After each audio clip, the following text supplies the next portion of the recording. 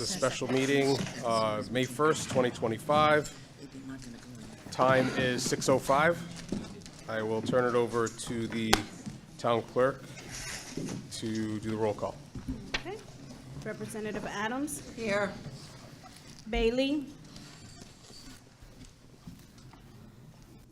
Burrell. Here. Casper.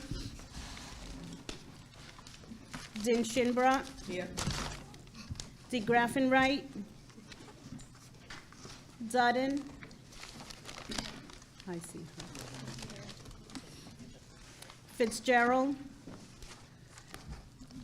She's here. Can you hear Representative Dudden? She can hear. She can hear. Okay. Fritchie. You forgot Fox. Fox. Frickman. Gardner A. Here. Garner M. Here. Gibbs. Here. Good. Here. Hume. Here. Johansson. Caden. Massett. Here. Matter. Here. McElroy. Here. Norman. Norris. Aubrey. Perella. Here. Powers K. Here. Powers S. Here. Pulaski. Here. Swindell. Here. Omritz. Here. V.C. Williams. Watson. Wells. Here. Whitney. Here. And moderator. I am here, but Representative DeGraffenwright just showed up as well. Okay, so that makes it 26.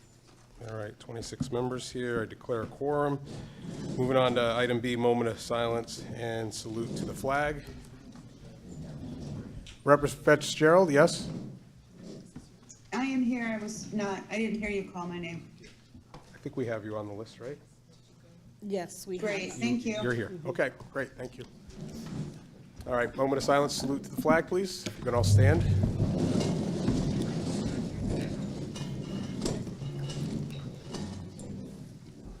I'll lead us off this evening. I pledge allegiance to the flag of the United States of America and to the republic for which it stands, one nation, under God, indivisible, with liberty and justice for all. Thank you. All right. I'm going to turn it over to agenda item C, Town Manager FYE 26 budget update. Okay. All right, we're going to defer to the Board of Education in their budget update. We had a discussion with myself, the chair of the Board of Ed, as well as the chair of the RTM Education Committee, and Board of Ed member Johnson is going to be the speaker ex officio per tem instead of Board of Ed Chair Washington tonight. Thank you. All right, she's going to start off quick, but then turn it over, and that's that. Thank you.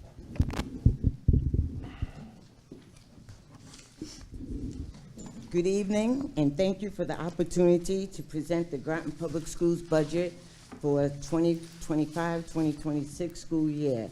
The superintendent and the board worked many hours on the budget to make sure that it was reasonable and met the needs of the school district. I have to say, it was frustrating in the beginning, but we finally agreed on a budget. We developed a budget based on Groton Public Schools budget priorities. The first one is enhanced literacy instruction, K through 12. The second one is increased rigor and relevance in math. Our math scores this year were not that good, so we want to concentrate on our math curriculum next year, and so we want to put money into the budget for that. High dosage tutoring. We found that tutoring for students really helps. If a teacher has like 23 students in a class and 3 or 4 are struggling, if you could separate those 3 and 4 and give them some small group tutoring, that really helps improve their education. So we want to invest in high dosage tutoring. The 4th is college and career readiness. We want to make sure that not only our kids are prepared for college, but they're prepared to go into whatever career field they want to. If it's the military or wherever they want to do, we want to make sure they are prepared to do that. The 5th is to upgrade our classroom technology. All our students have Chromebooks, and every once in a while they break, so we need to buy new Chromebooks. So we want to make sure that we have the right technology, the right software in our classroom. The 6th priority was provide high-quality special education services to students in preschool through grade 12. And we really like to concentrate on the lower level special ed, because if you can correct if you can correct those lapses in their education earlier, it's going to pay off when the students get older. So we want to really concentrate on special ed, and special ed is costly, but in the long run, it's going to help our students. And we also want to address the social emotional learning of all students pre-K through 12 with mental health supports.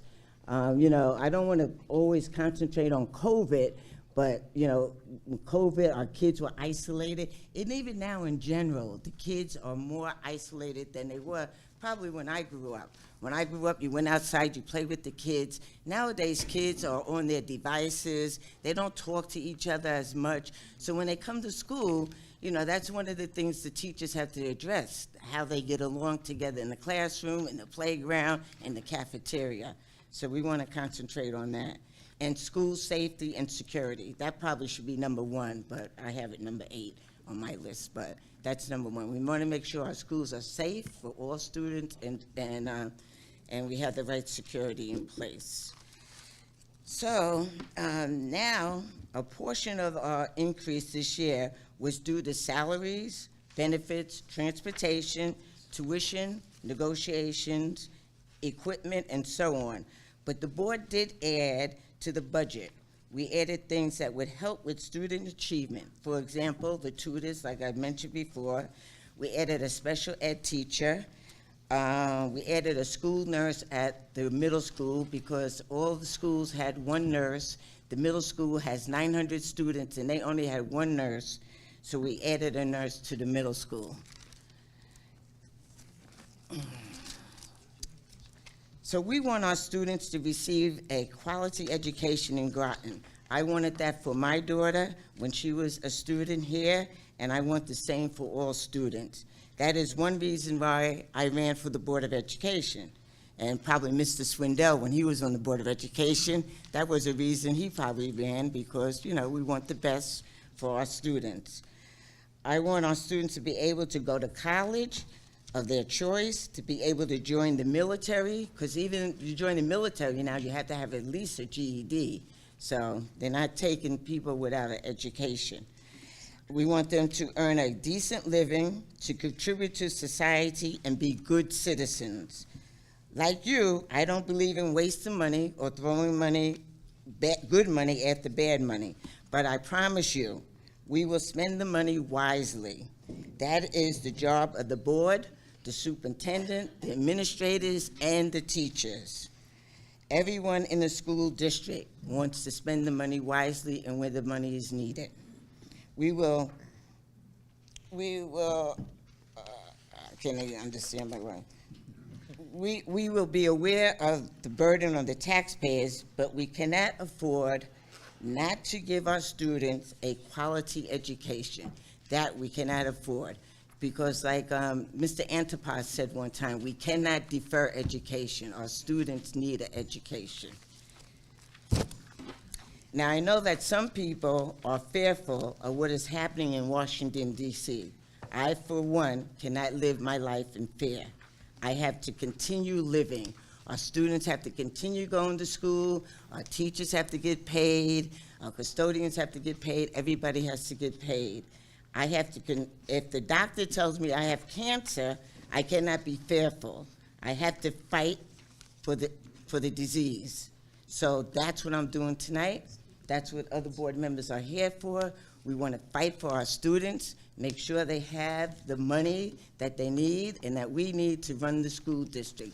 It's not what we want, it's what we need. We need $94 million, $560,000. I mean, we took many hours looking at this budget, reviewing it. Board members did it at home. And this is what we need. We honestly need this to run our school district. So, thank you. I'll turn it over to the superintendent.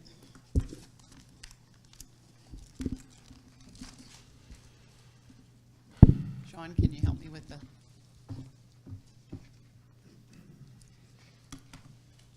So good evening. I want to first say thank you to the RTM Education Committee that voted to restore the Board of Education budget to the $94,361,560.44, an increase of 7.28%, and it's driven entirely by contractual obligations, inflation, and student needs. There's no wiggle room in this budget. As a matter of fact, when you look at salary and benefits alone, you see that it adds up to about 4.4 million increase, and the council was able to increase the budget from last year to this year by 4 million. So that's not even enough to cover salary and wages. In the wages, we have obligations for OPEB and health insurance. In the salaries, we do have the increase of $1.2 million of the nurses and health aides, and this is a transition. It was always in the town budget, but now for the first year, it's actually in our budget because we were able to pay for it with Department of Defense dollars and non-lapsing funds for this current year that we're in. So now you're seeing that increase. I also, when you look at all the others, and in the packet that I sent you, you can see, we'll move on to all the other areas of a school board budget that are also contractual, required by law, whether it's transportation, tuition, contingency. We're getting ready for 2 major negotiations this year. We have to be prepared. We have to have resources to be able to pay our teachers their fair increases. And in the negotiations, we really do a very good job working with our unions and trying to be fair. Purchase services, which are a lot of special education requirements, and special ed numbers are up above 20% in our district. In the military, we're considered really one of those, tours of duty that really services military children with disabilities, and we actually get money from impact aid for that, and that comes into the town. So we are very much aware that military families really like to come to Groton and stay in Groton because of the special ed services. In addition, property services, we're required to do water, sewer, trash, repairs, rental fees, so that's all an obligation of ours. Equipment, we have, supplies. Supplies is really up with computer supplies, electricity, and heating, but believe it or not, the supply cost is really the electric, and we have done some negotiating and gotten some contracts that hopefully will reduce some of that, and we're hoping that after COVID, with all the electric increases, I'm sure you've seen it at home, that we were actually paying for some of the COVID aftermath. So, we're just having to prepare for that because we weren't really that prepared this year to see those spikes in electricity. I would also say that equipment, we have both instructional and non-instructional. Instructional is our technology, and we do have a one-to-one for all students in middle school and high school where they bring their laptops, their computers home, their Chromebooks. They're very nominal cost of $300, but there are breakage. But these are the ones that we really purchased with DOD funds and during COVID. So they have lasted a long time, many of them, but we do have to replace them as we go along. So we do not have DOD supplemental funds. Our numbers weren't worthy this past year, so we weren't expecting to get DOD supplemental funds, so we had to put it in the budget. And that is something that we haven't had to do in probably the 11 years that I've been here with Dr. G in the beginning. We've been getting those resources, and they've been really supportive. Dues and fees is nominal, and when you look at that total obligation at $6,232,304, that is really there. That is all obligation. That's contractual obligation and necessary. And then there's a few other supplies and equipment that we also feel is needed for our students on their behalf to make that total budget increase of $6,403,076.44. So I just want to thank you again for hearing us out, and as Beverly said, to reiterate that the board does have those priorities, and I'm so proud because it's the priorities of the board, priorities of mine, priorities of the district and all the teachers, that we have got to have accelerated academic growth. We have got to support social emotional learning. We have to foster a deeper engagement in school. We want kids attending again in a much better way after COVID. You know, it's been hard getting them back. And all these things take resources. Social workers too. So the budget supports these goals and maintains academics, sports, music, arts, and if you've seen the plays, we've got one going on now, and you've seen the music, you can see the talent that our students have to offer in this community.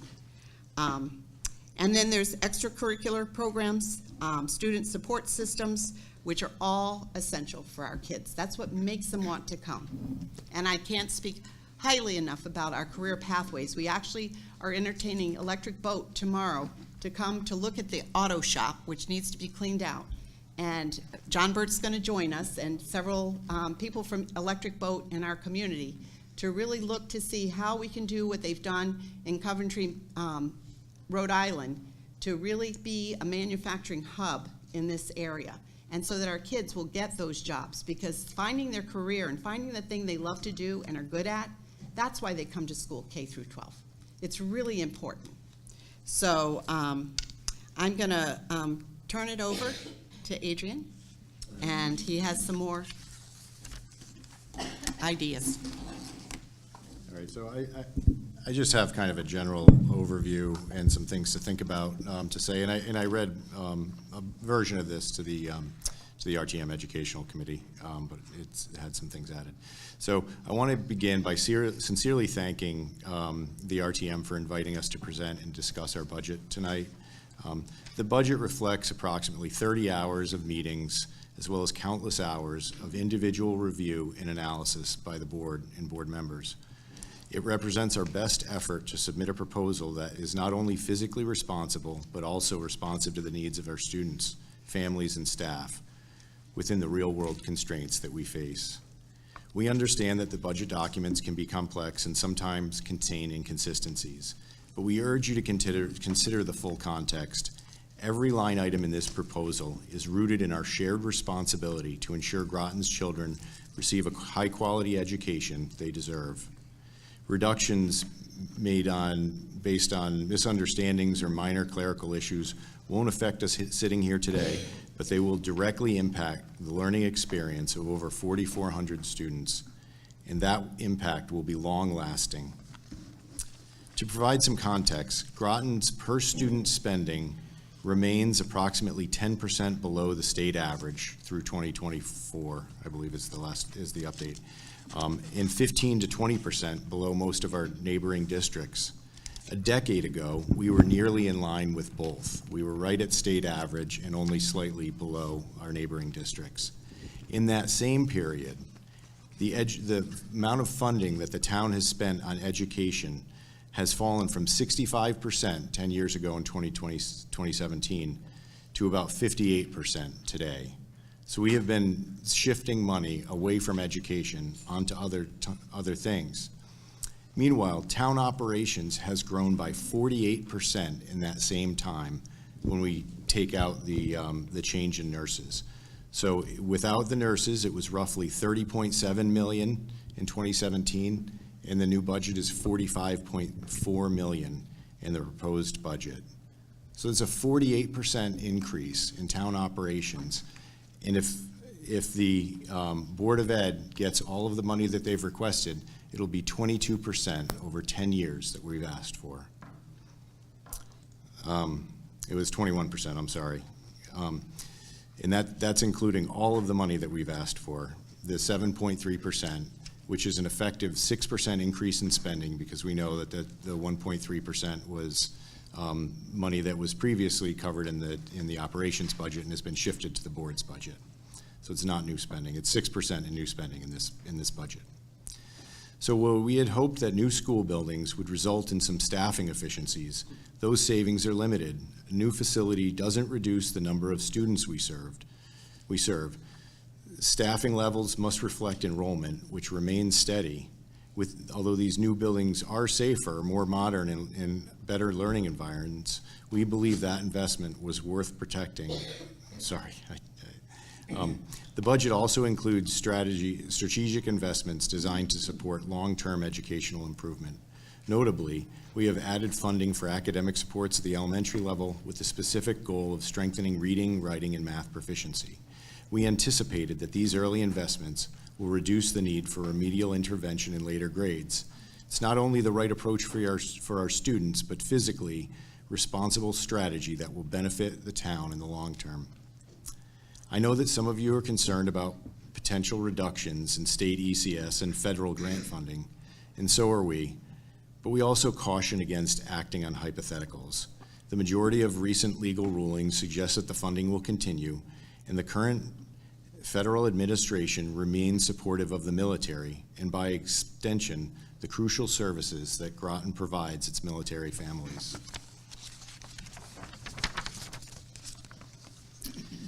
There's also been an argument that lower-income families cannot afford tax increases for school funding, but these are the very families whose futures depend on strong, well-funded school systems. Quality education is the single most effective tool we have in closing opportunity gaps in underserved communities. Let us be clear, the board's budget is not inflated, excessive, or rushed. It has been reviewed and revised over the course of many months, beginning in November. And while some updates have been made since its initial submission, the core budget requirements remain unchanged. Groton's 4,437 students each get one chance at a primary education. The choices we make today will not only shape their futures, but the future of our entire town. As you consider how to allocate the community's limited yet essential financial resources, please remember this. Every dollar cut from our students directly impacts the children who rely on us. Schools are not businesses to be downsized. They are cornerstones of our community and should be supported. So I thank you for reviewing this budget with a full understanding of the choices in it. The funding we are requesting is not optional, it's essential, and our community is counting on us getting it right. So, thank you. So do we take questions, or? No, right now, we're just on a town manager update, and considering this is the bigger item of all others today, it was good for you to come and give some communication to the membership on where the Board of Ed is, have their process on presenting this budget to us. Time will come at another point in the meeting for you all. All right, we have a couple of other agenda items that we'll have to attend to now. All right. All right, so thank you. All right, so you could take your seats and all that. Appreciate it. We have public petitions now. Item D. Oh, yeah, sorry, I apologize. Town manager, your turn.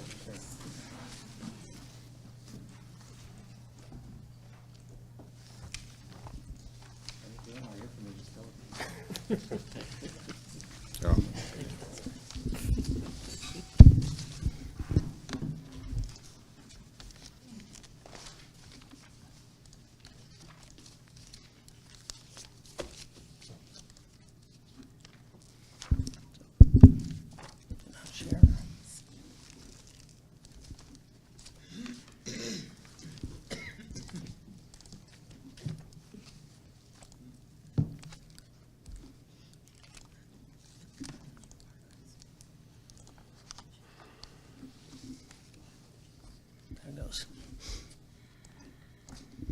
Good evening.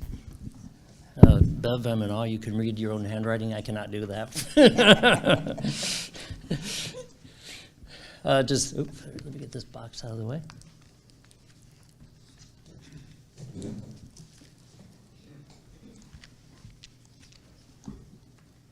little better. Is that okay? Okay. Okay, let me start back up here. Just a little bit on the background of our process. Our process actually starts back in October for the town government, for my portion of the budget. We start CIP, capital projects, at that time, reaching out to everyone, trying to gather those projects, as well as some initial instruction for department, instructions I give to the departments for their budgets. Departments have to have their budgets to me by January 14th. As well as outside agencies. The Board of Ed and subdivisions have to provide their materials by February 28th, and then I have to have them printed and distributed by March 15th. The town council then has a public hearing by April 6th, then has to adopt the initial budget, their budget, by April 28th, and then it moves on to the RTM committees, and then on to the full RTM. So tonight's the public hearing, the kickoff for the RTM budget process, and the RTM has to adopt their budget by May 25th. And then it goes back to the council to set the fund balance usage and the final mill rate, and that has to be set by June 9th. Just a little bit of, just for more public, obviously everyone here knows this, but for the public's sake, what are the RTM budget powers? You can cut appropriations that the town council set with a vote of a simple majority, restore department cuts with a 2/3 vote of those present to the higher of either my number or the town council number. Cannot restore a CIP cut by the town council, can cut them but cannot restore them. Cannot change the city and Groton Long Point highway budgets, but we do need to have them approved. That's the basics of it. Some of my budget considerations, and some of these were already mentioned by Adrian. Some of the things I take into consideration as I do the budget: residents' ability to pay taxes, adequately funding departments. It already mentioned the educational cost sharing being held harmless right now. Hopefully that stays the same way for a while. Federal grant worries, and we actually had one of our consultants reach out to us. They're starting to see some federal grants that put some other provisions in there that would be contrary to state law, so we're keeping a close eye on any grants we get from the federal government. Minimum budget requirement for the Board of Ed: once you hit a certain level, you can't go backwards. State mandates, that's a constant. We have all sorts of state mandates. We just had a new one. It's worthy, the firefighters cancer relief fund that we have to put in for all the fire departments locally, so it's well worth it, but there's just always new state mandates. Subdivisions, we have certain things we have to provide to them. Fund balance, maintaining our bond rating. We want to make sure we have good interest rates, especially, you see the next one is athletic fields. There's a lot of talk about whether we're going to do athletic fields. We want to make sure we get good interest rates on those if we do indeed move forward, which is the plan right now. And then we're already starting to see some costs with sea level rise, and those are just going to go up as the sea level rises. So it's some of the considerations. Just kind of a quick, for the town council's budget, a quick overview. The current year's budget, 2025, is 157 million and change. The town council budget is a little over 159.5 million. That's a change of increase of about 2.5 million, a 1.6% increase. The current mill rate today is 23.08. The proposed mill rate under the town council budget is 24.87. That's a 1.79 mill increase. Just some of the highlights of our budgets: town operations, 1.3 million increase, that's 3%. Debt services, capital projects are down by 3.3 million, so a reduction of 21%. Education right now is set at the 4.6 increase, a little over 4 million. Outside agencies is minimal, increase of 74,000. Subdivisions is reasonably small too, a 3.6 percent increase with 283,000. And then looking for a contingency increase of 50,000, which is 20%. Now, originally we had looked at potentially using 5 million of general fund balance as an offset. If you go back and watch the town's committee of the whole February 8th meeting, you'll see a whole discussion on fund balance, where we're at, and I sent it out to that section from the agenda out to the RTM today. but I'm now proposing 2 million. Now, kind of just looking at the numbers here, and I'll redo these a little bit as we go through. Again, the current mill rate is 23.08, adopted budget 157 million. My original budget before the town council took any action was 163 million, which is an increase of 6 million or a 3.8% increase. And again, when I say my budget, I control about 30% of the budget. The other things I don't have control over. So I have to accumulate it, put everything together and combine them. Town council changed the 163 million to 159 million. They're down to a 2.5 million increase instead of the 6 million. Let's see, that's a reduction of 3.5 million for my budget. Again, looking at the fund balance use of 2 million. Now, we rely on extra revenues or savings every year to put money towards offsetting tax rates. Unfortunately, so far this year, it's been very flat.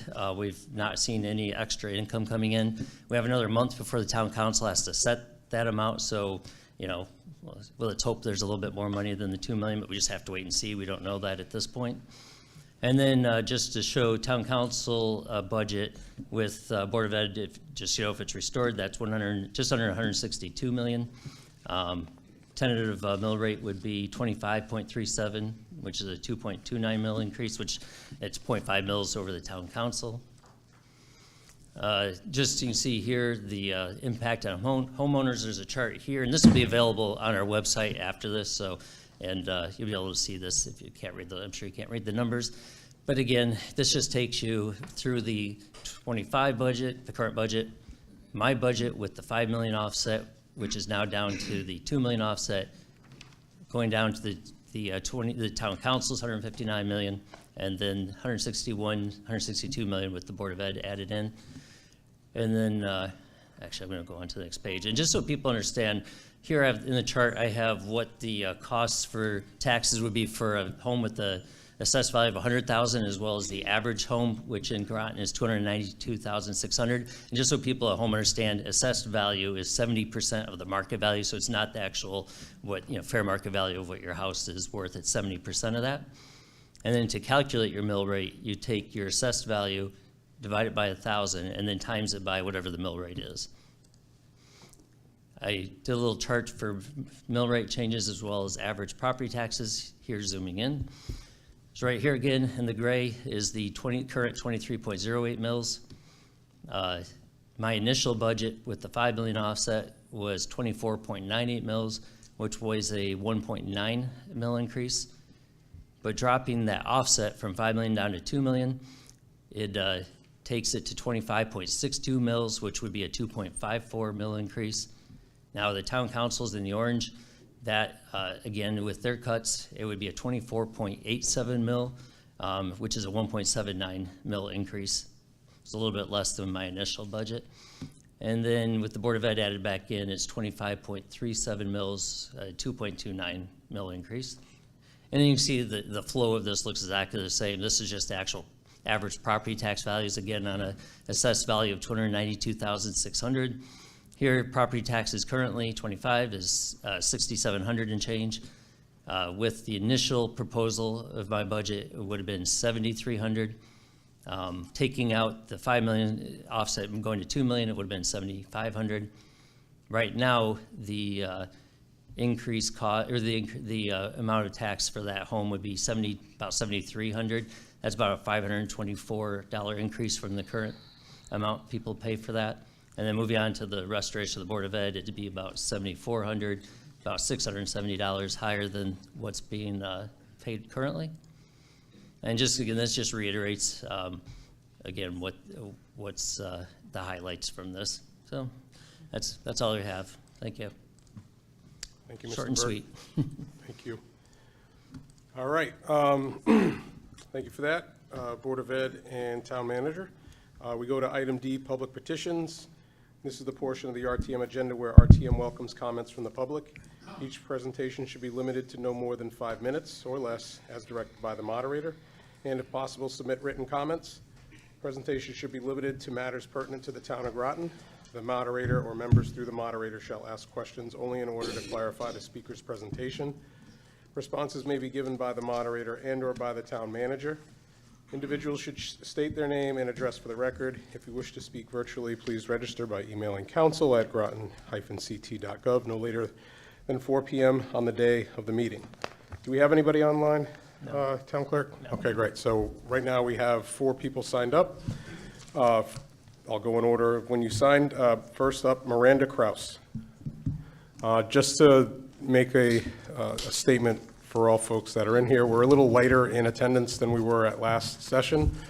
I am going to time everybody at 5 minutes. If you see the yellow card, that means you got a minute left. If you see the red card, your time is expired. I'd also, based on discussions at our last meeting, I would like this body and this meeting space to refrain from clapping for speakers. Nonverbal would be appropriate, but we want to make this an all-inclusive area for all voices. Thank you.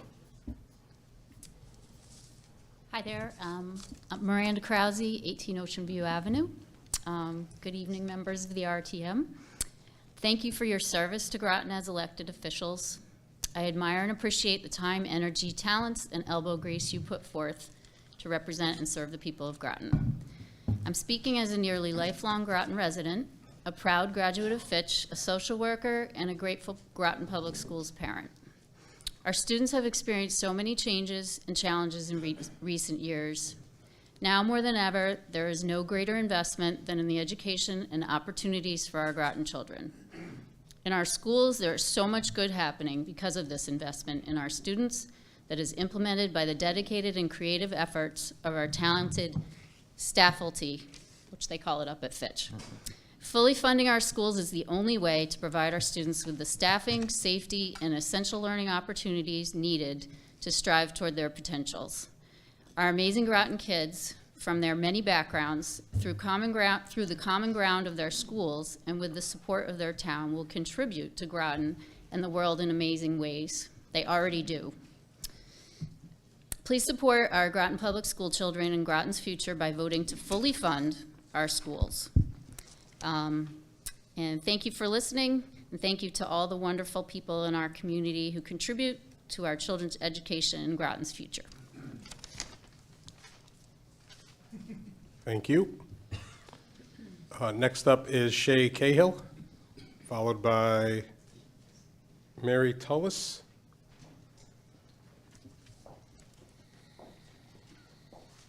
Hello, my name is Shay Cahill, and I live at 18 Ocean View Ave. Does this go up a little bit? Just give it a little muscle. There you go. There we go. I am a senior at Fitch High School right now, and one thing I would like to emphasize is that the opportunities I've been given at Fitch High School through funded programs such as like IB programs and having small class sizes really emphasizes that I've been given these opportunities to grow and figure out what I want to do with my life. And these things have helped me understand and connect with others, as well as connect with my teachers. Having smaller class sizes really, really, really helps you connect with your teachers. I can say in my 4 years at Fitch, there had been a single teacher I haven't felt connected with. So I hope you guys understand all the things coming from a student and to fully fund the budget. Thank you. Thank you, Shay. Next up is Mary Tullis.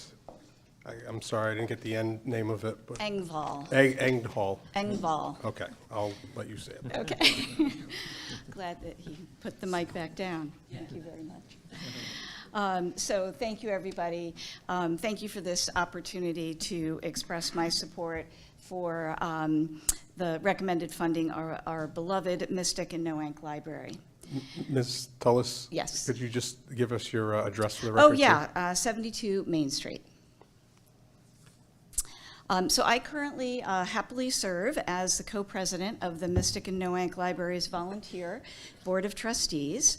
And as many of you likely know, our beautiful nonprofit library was a gift to our community from Sea Captain Elihu Spicer back in 1893. For generations, our community has been served by the library, and it still anchors all of us here today. Then and now, the Mystic and Noank Library offers equitable access to information and inspiration. The vibrancy of the Mystic and Noank Library is remarkable, with annual increases in visitors, circulations, ebook and audio downloads, computer usage, and youth programs. The library continues to serve the total community with foundational activities for early childhood development, engaging family programs, and educational and enrichment initiatives for lifelong learners. As a nonprofit library, the funding we gratefully receive each year from the town of Groton is essential in allowing us to keep providing our well-loved programs and services and to maintain our magnificent historic structure that adds such a sense of place, and it makes Groton so very special. Your support will continue to allow the Mystic and Noank Library to inspire the mind and engage the spirit of all we serve. Thank you. Thank you.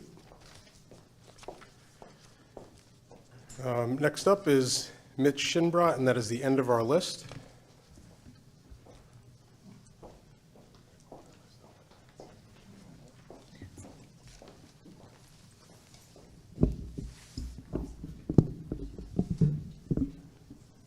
Hi, my name is Mitch Shinbrot. I live at 116 Dartmouth Drive in Mystic. I've lived in Groton for 41 years. I've worked at EB for 42 years. And many years ago, I was on the RTM, sitting in those seats. You have a tough job on the RTM. You're out to look out for what you believe is best for the entire town of Groton, not just any one area. And that is greatly appreciated. You're also volunteers. And that is greatly appreciated. The issue I have here really is with the Board of Education and the people who run the school system. Basically, I'm going to say I wouldn't give them any money increase. Okay? Their costs are killing us.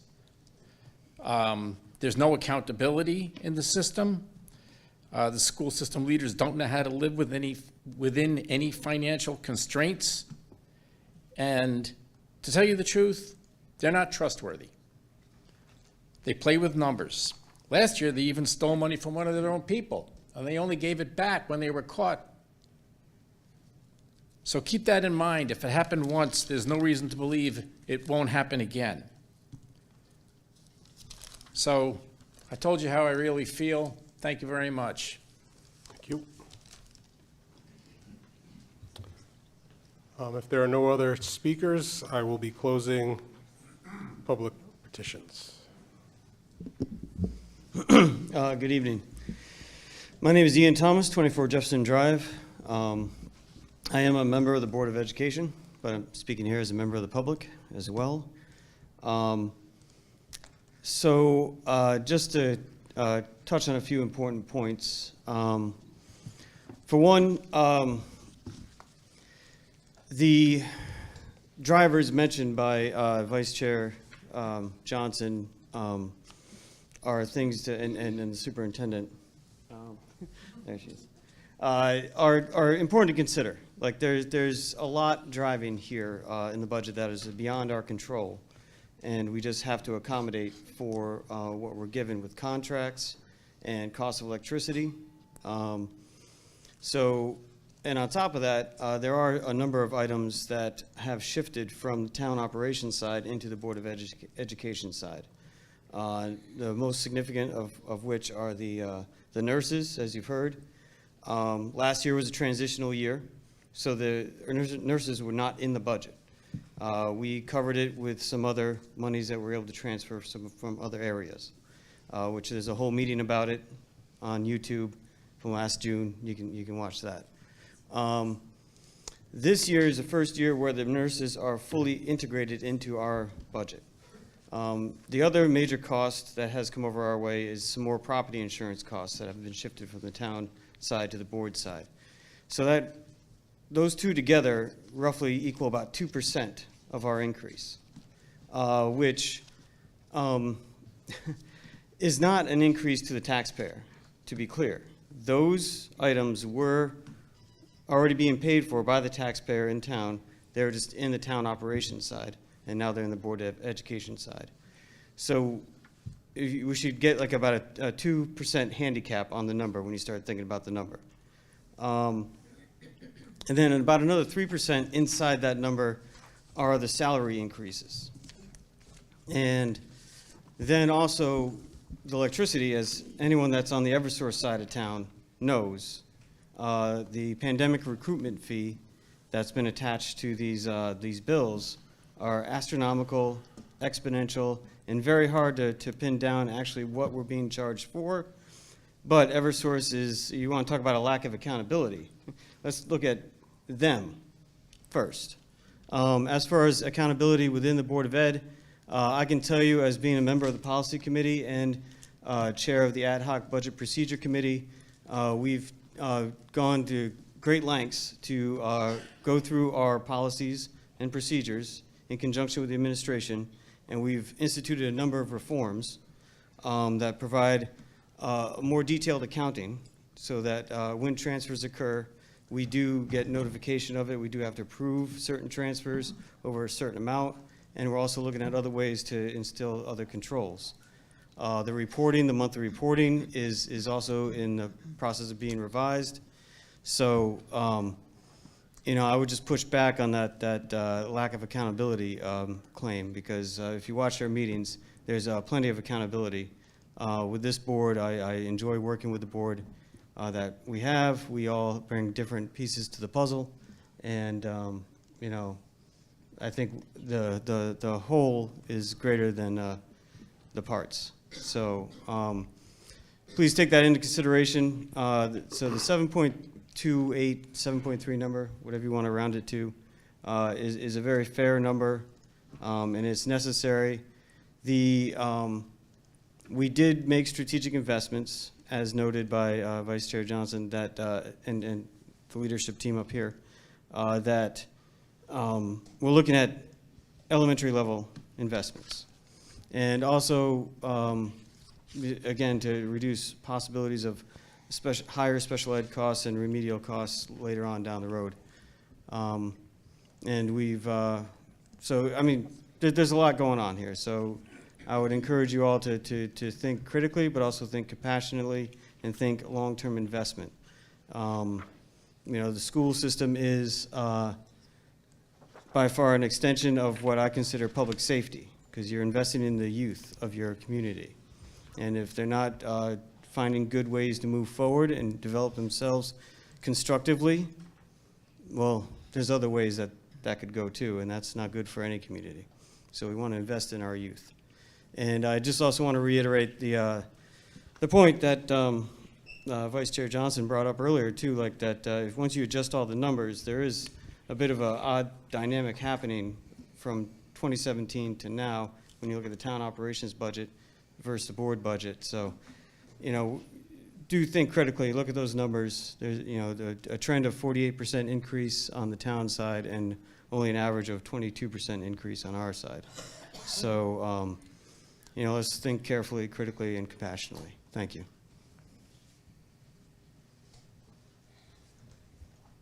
All right, is there any member of the public that wishes to speak?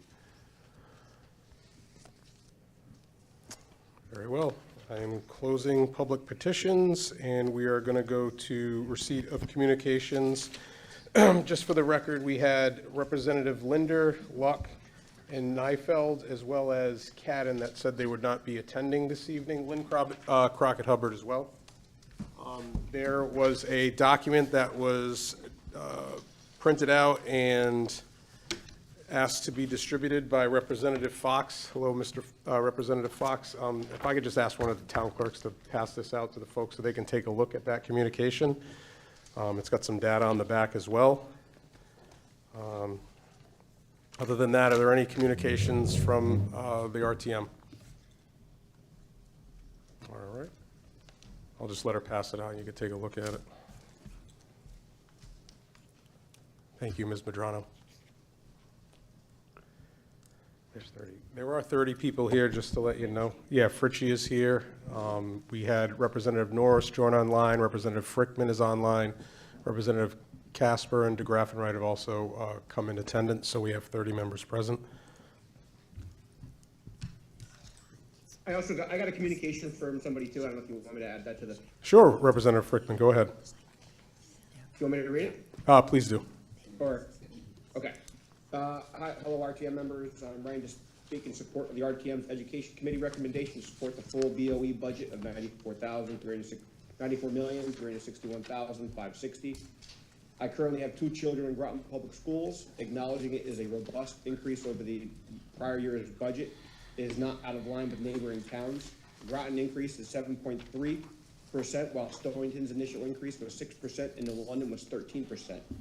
Passing the BOE budget, as recommended by the Education Committee, would, according to the town manager, result in a mill rate of 24.98, which is basically the average of Groton surrounding towns. I believe we as a town can and should support this budget. I'm not sure why in recent years it has become an acceptable mentality that supporting education is optional. I believe we are obligated to support it. Yes, it is expensive, but we need to accept the fact and move forward. Thank you, Jim Gustafson.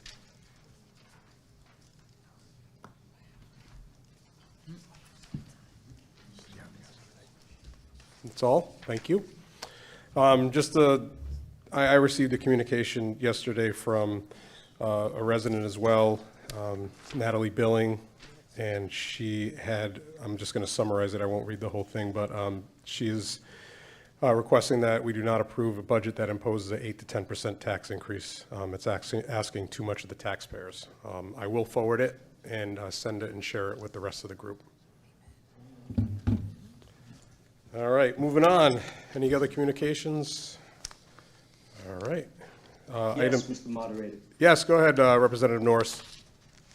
I also received a few phone calls. First one in opposed to the increase to the budget, but also with the confusion between the cash reserve that was going to be used, the 2 million versus the 5 million. And I'm glad that the town manager cleared that up this evening. But I also want to note how remarkably quick and professional he was in my response to calling him regarding. It was the fastest response I've ever received from a town manager. So I just want to say thank you for that, Town Manager. All right. Any other communications from the RTM? All right, we're going to close item E and go to item F, budget discussions, 2025-393, to setting RTM annual meeting date for FYE 2026 town budget.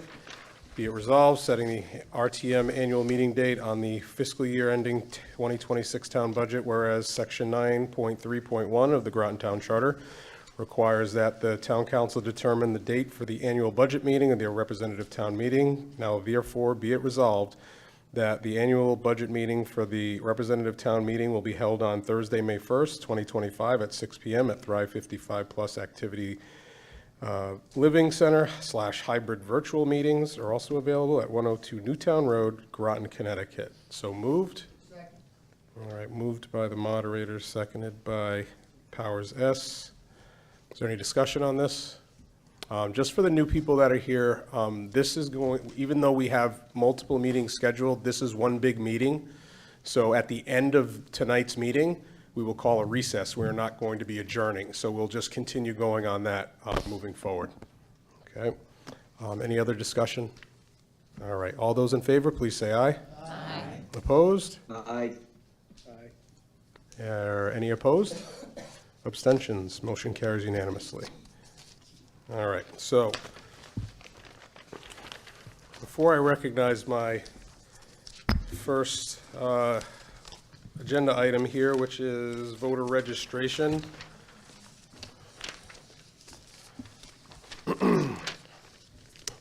I'd be willing to entertain a motion in the amount of $14,706,924.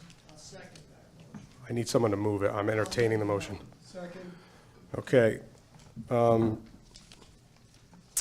Representative Powers S. moves the number. And, I'm sorry, who was the second? Oh, Representative Good. Could you repeat the number, please?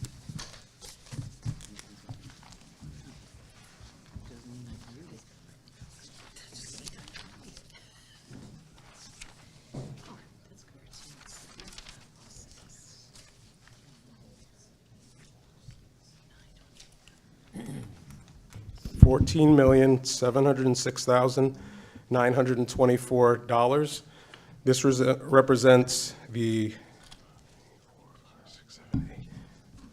8 accounts that we are going to be dealing with, starting with account 1003, voter registration, 1005, town clerk, 1013, finance, 2120, revaluation fund, 2060, Mumford Cove, 4010, Groton Sewer District, 1076, debt service, 1094, contingency. These were items that were approved by the town council. They were also approved by our committees, and that's why Representative Powers moved that number. You can, if you like.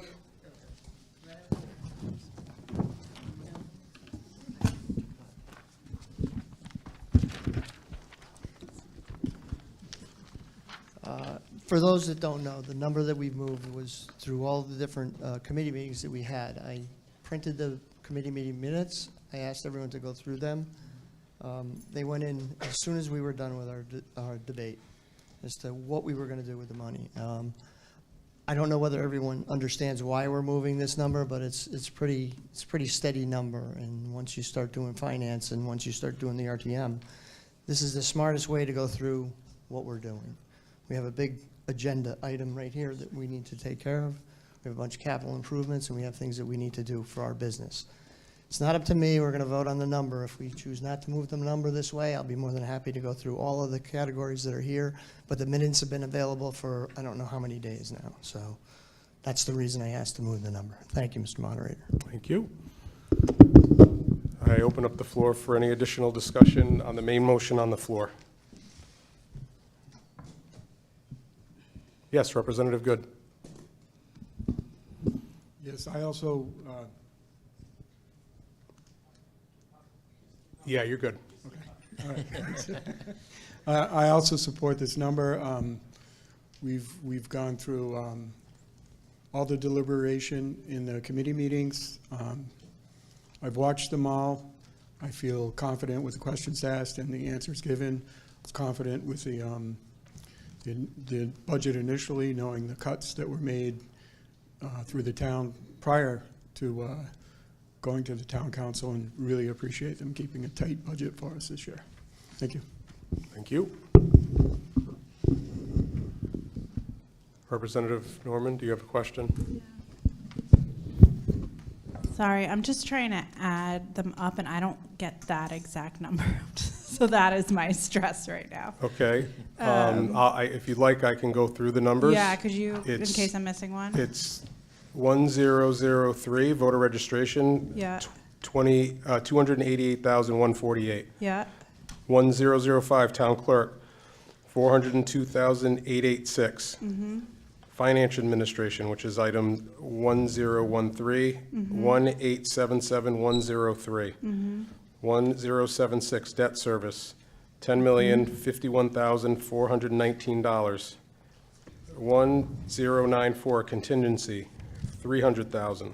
Mumford Cove, $21,409. Revaluation fund, 508, 400. And Groton Sewer District is $1,257,559. Was I off? I was missing the reval fund. So Listen, thank I you. tried real hard today You to try to killed make it, sure you killed it. Okay. I worked with Mr. Powers to get the number right. Great, I love you. Checked my work. I'm just. I appreciate it. I will say on this, I understand the conversation. I have read the minutes. on sort of this precedent for, and I can stand up, for me personally, I had conversations with neighbors and the folks that I represented. There was a lot of concern around the level of tax increase overall, and I will struggle to look those folks in the eye if I tell them I didn't try, and I just sort of waved and passed a thing. So that is where I sit right now. Everyone can vote how they want to.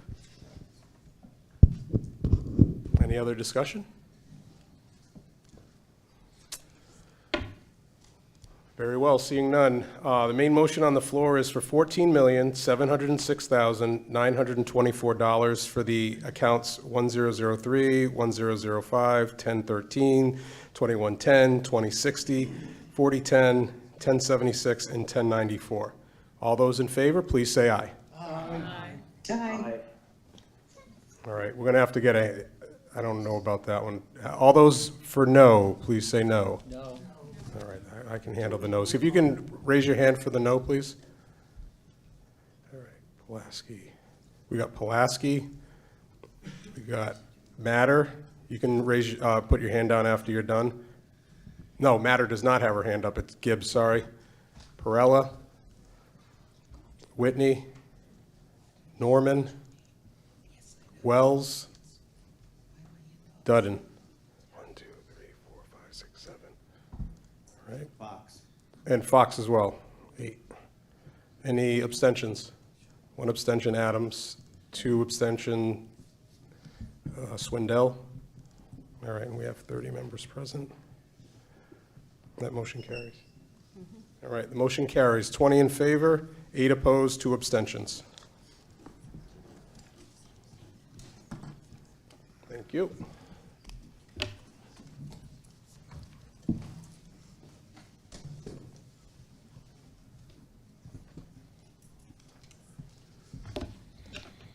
You guys ready to push on forward? Do you need a cookie before we move on to the next? All right, we're going to take a brief recess. If you can be back in your seats at 7:15. It is now 7:05. Thank you. There's also pizza. All right, watch out.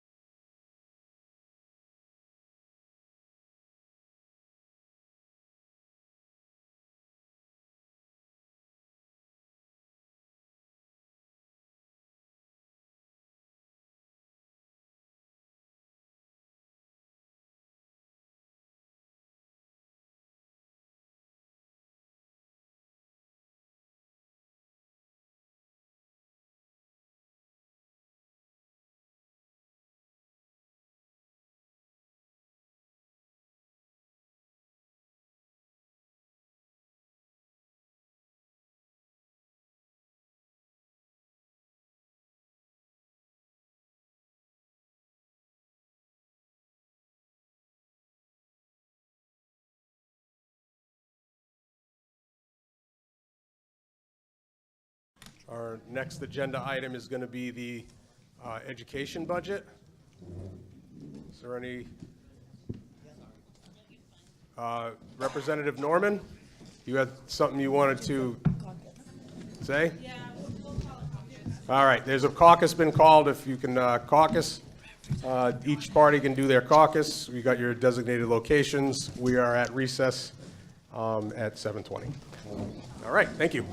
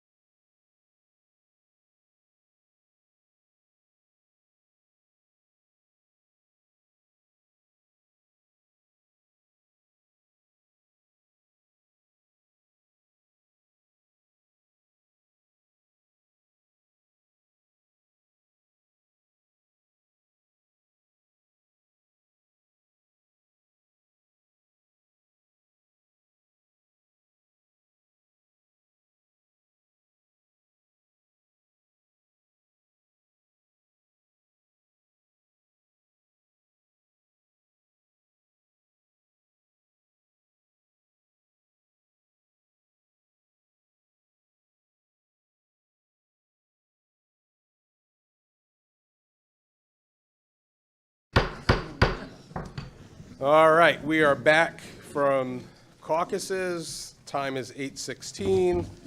We're going to go to our next item of account, which is item 1080, education. I will recognize the chair of the RTM committee to discuss the committee results and move a number.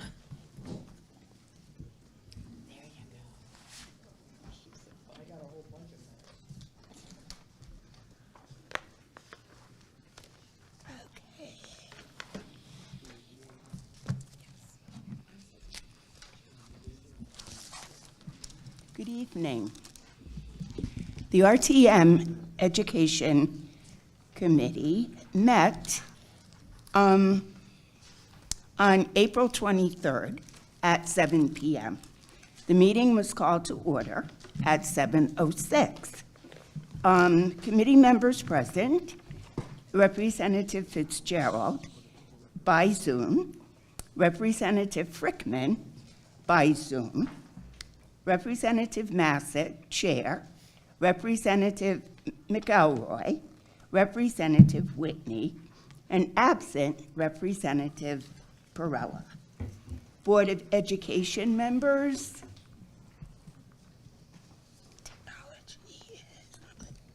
Board of Education members present: Adrian Johnson, Vice Chair, Matthew Shulman, and Jennifer White. Central office staff present: Superintendent Austin, Ray Engel, Finance, Sam Kilpatrick, Facilities, and Lori Lapine, HR. Representative McElroy moved the figure 92004,575, which is the number that was passed by the council. That motion was seconded by Representative Fitzgerald. Superintendent Austin gave an overview of the VOE priorities that drove this budget. And I'm not going to read through them because Vice Chair Johnson did an excellent job. A figure of $94,361,560 was moved by Representative Frickman and seconded by Representative McElroy. Representative Massett moved a figure of $677,420.44, and that was seconded by Representative McElroy. There was a vote taken, and the figure that passed was the $94,361,560, and that was unanimous. Representative Fitzgerald left the meeting at 8:42. We then went on to CIPs. CIPE, Fitch High School, for the Manufacturing Center design, $100,000.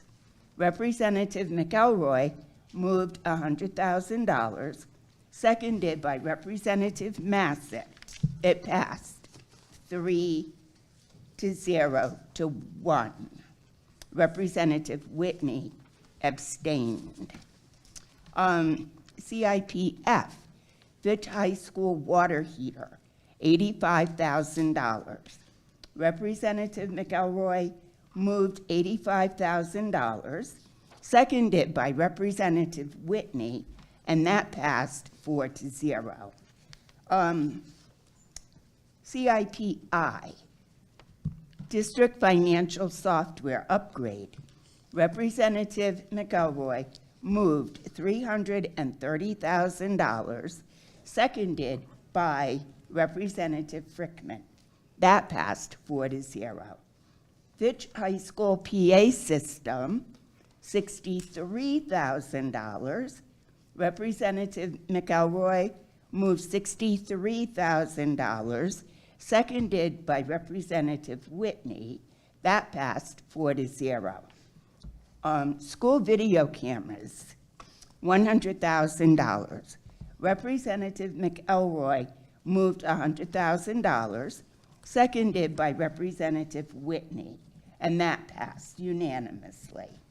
And our meeting adjourned at 9:10.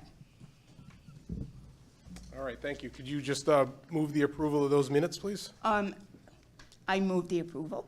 Second. All right, motion was moved by Chair Massett, seconded by Representative Good. Is there any discussion on the minutes? Is there any discussion on the minutes? Yes, Representative Casper.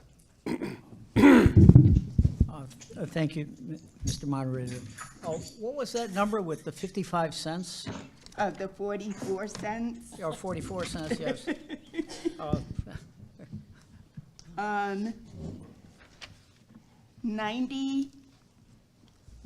94,361,576.44.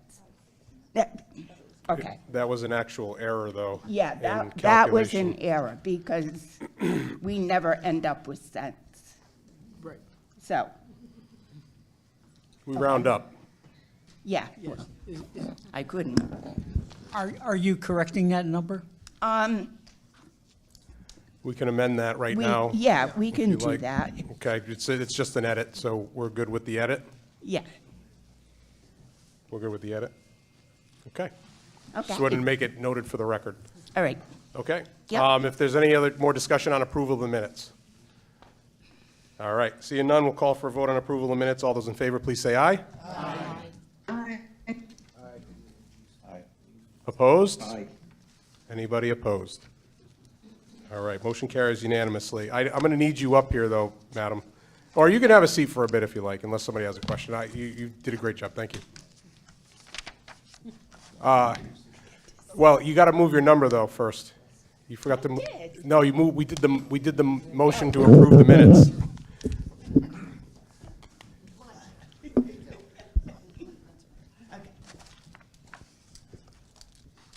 I move the figure of $94,361,560.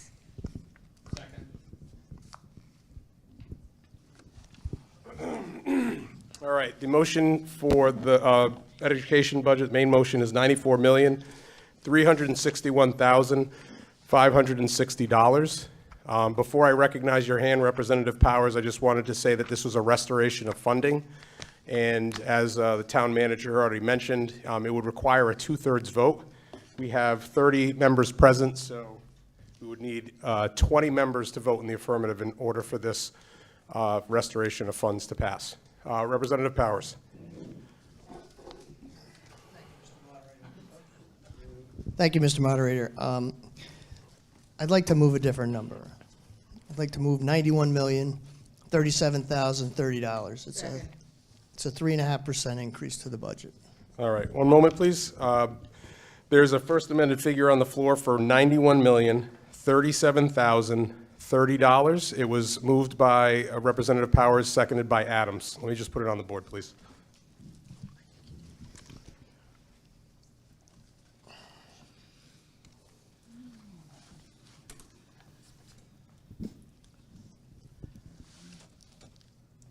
Point of order, Mr. Moderator. For the first motion, it was seconded by Gardner. What's your first? I didn't know if you got apologize. it. Did I say the wrong No, I name? just said, just for the Oh, record, it you were was- turned around, so you didn't hear it. So. I apologize. No problem. Yes, so that main motion was moved by the Representative Massett and seconded by Gardner. I did hear you, I just got caught up in the moment. Thank you. It's okay to say you're sorry. Can I speak? Yes, you may. Okay, thank you. I'd like to start by thanking everybody, the town council, the town manager, all of the town staff, the Board of Education, the administrators here, the teachers, and the members of the RTM that participate in this budget hearing. I requested this time to speak to everyone on the extreme sensitivity of the budget item, the education budget. The school budget in the town is the most expensive budget to finance, with many challenges to balance the needs of the community and the education system that all taxpayer dollars support. The requested amount for this year was $94,361,560, up from last year's budget of $87,958,484. The request of $6,403,076 combined with the 2024-2025 budget increase of $6,447,857 totals $12,850,933 in 2 years. The bonds for the middle school are another $7,955,533. That's not included in the budget, but it's a taxpayer responsibility until 2042. The town also received ARPA funding of $6,557,859, which the department utilized during the 2020 through 2024 education years. The combination of multiple funding sources has given us a full funded education system. The town funds for the education department total $61,196,424, or 65% of the funding, and that's right out of the Board of Education book.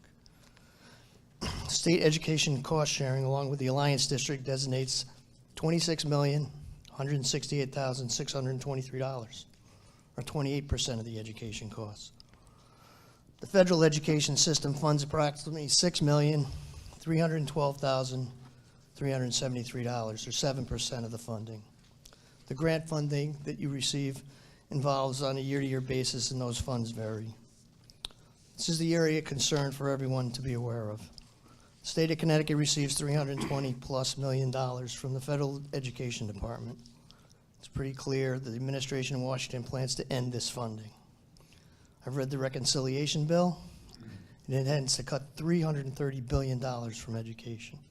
Connecticut has a very strong stand on our diversity, equity, and inclusion policy, which we all believe in. This policy will remove us from the education funding because we won't take it out of the curriculum, which I'm proud to say we're not going to. The facts are clear. The Department of Defense education funding will also be removed, along with grant funding from the Department of Defense, if the federal education department is dissolved. The education budget is the town budget and has the biggest impact on all taxpayers. The duty of elected officials have and is to find a balance for the services to provide for our community. This challenge is a critical point in our local government. The conservative approach is to expect cuts from both the federal and the state education cost sharing. The minimum budget requirement, which is a state mandate, would have all local town government funds with the education budget, with or without any education cost sharing funding, meaning the town would fund the entire budget without the cost sharing. These requirements need to be met. The complexity of the funding for taxpayers requires full disclosure to assess needs of our community. The budget book we received from the Board of Education is a complex amount of information without information on all fundings assigned. The example I found are relatively noticeable, from pie graphs to budget expenditures, and adding up totals for revenue sources don't always match. The non-lapsing fund, the contingency fund, the capital reserve fund, along with the state and federal funding amounts are variable, which total huge sums of money that taxpayers will be responsible for if any of these funds are no longer available. These are the reasons I've asked for you to consider a 3.5% budget increase. not even the 4.6% that the town council has proposed. The increase I propose is $3,078,546 from the previous budget year. This increase amount is more in line with the 2022-2023 increases of $1,719,181 and 2023-2024 increases of $2,353,356. This approach to fiscal responsibility is reasonable and appropriate due to the unforeseen future of the budget. That is an uncharted course for funding in our immediate future. Thank you for listening to my analysis of this very complex budget. I'm sure our local government will work together to ensure all services remain available to the entire community and with the deepest concern for the level tax base appropriate for all town departments. Thank you. Thank you, Representative Powers S. I just wanted to make a quick statement prior to us digging deeper into the budget. As you know, we have town charter regulation for conflict of interest. We also have one within the rules of the RTM. So I'm declaring that my spouse is a member of Groton Public Schools, and as I did previously, I will be abstaining from this vote but moderating the meeting. Representative Perella. Thank you, Mr. Moderator. I also have recently been employed part-time with the Board of Ed, Town of Groton, as a substitute teacher, and I feel that it is my responsibility to abstain from the vote this year. Recuse. Excuse me, did you say abstain or recuse? Recuse. You're recusing? Yep. Okay, thank you. Representative Norman? I'd like to move a new number. Okay. I would like to move 92,004,575. This being the number that the town council passed, and I feel like a good. Before we get sorry, into the weeds, second. I just need a second. All right. Great. Motion was moved by Representative Norman, seconded by Representative DeGraffenreich. Can I just get that number again, please? 92,004,575.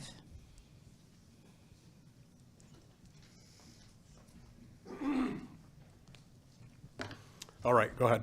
This Thank you. being, after a ton of discussion, the number that the town council moved forward, and I feel like a good compromise as we try to balance both the tax burden for the town as well as the well-being of our students. Thank you. Is there any other discussion on the second amended figure on the floor? Representative Dudden? Hi, good morning from Singapore, or good evening. I just wanted to commend everyone for their due diligence and the numbers in figuring all this out. I second, or I approach Representative Norman's number with great enthusiasm. I would just, as a teacher, like to, who's not recusing themselves, I'm a UConn professor, and I just think we all need to step back and look at how the budget is ballooning. And it's not about teachers. It's not about what's happening in the classroom. It's about insurance. It's about electricity. It's about software upgrades. Yes, this enhances and makes safe our students. But we had the sort of surprise number that all of a sudden the nurses and insurance are put in the BOE budget.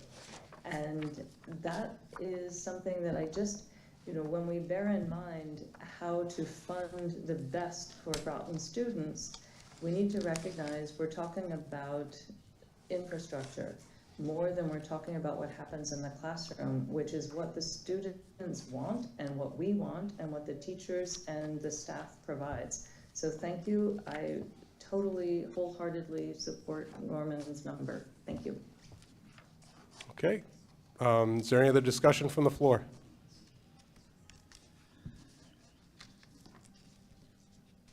All right, seeing none.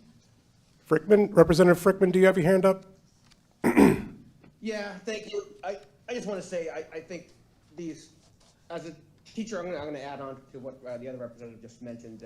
As a teacher myself too, these last two numbers, and I find rather absurd that the the town council will sit here and pass everything in one number, but yet they scrutinize the Board of Ed budget, and which I think is rather interesting in myself too. But could the superintendent or the Board of Ed, could you guys explain what these numbers will look like for our kids? Because as a teacher myself, I know full hand the impact of these budget cuts and what it will look like. So could you guys explain to us really what this would look like for us, for our kids? I can begin with, I won't be able to run the district that you know right now with these numbers. I won't. There's $1.2 million for nurses. We need nurses. We need electricity. We need utilities. Those prices have gone up. Are you willing to give up programs? Are you willing to give up sports, arts, music, enrichment? I mean, these are the things that bring our kids to school. Do you want us to do less with career pathways? Is that what you want, not get kids ready for the future? Do you want 30 in a classroom? Because even if I had 12 less teachers and administrators, that's only about $600,000. That's nowhere near $2.5 million. So this will not be the district that I came into and that I've helped build with this board, with many boards, with Dr. Grenier. And, you know, it's just, I'm appalled. I just really, I think there's so many great things happening to Groton. We go after every possible grant. We're working, we sent out our 9th Department of Defense Education Activity Grant in mathematics, because that's my forte. And we want to see accelerated learning for kids. They have been through a lot. I've heard some people speak about that. It's not over. You know, kids have really had stressors, and I think the technology and being in a cocoon all this time hasn't helped them at all. So really, I implore you to do the right thing and vote for the number that the RTM Education Committee really voted for unanimously. And that's the number really that the board has thought long and hard about. They, you know, I came in with a 6.5%, but the things that they added, I couldn't agree with more.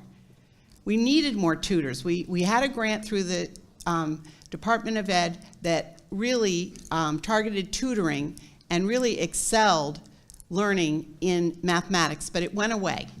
And we really feel that that's still necessary. We need a social worker. Northeast Academy and Charles Barnum does not have a social worker. They're the only 2 schools in town that don't have a social worker for kids and families, because it's not only our children, but it's also our families that need this support too. I can't tell you how many homeless children we've had, and you know, who are living in hotel rooms, and while they might not be taxpayers, they can't find affordable housing. So it is really a struggle, and we want to provide everything. We try to feed our kids. We have CEPs, and that costs money on us too. So we are able to feed 5 of the 7 schools for breakfast and lunch.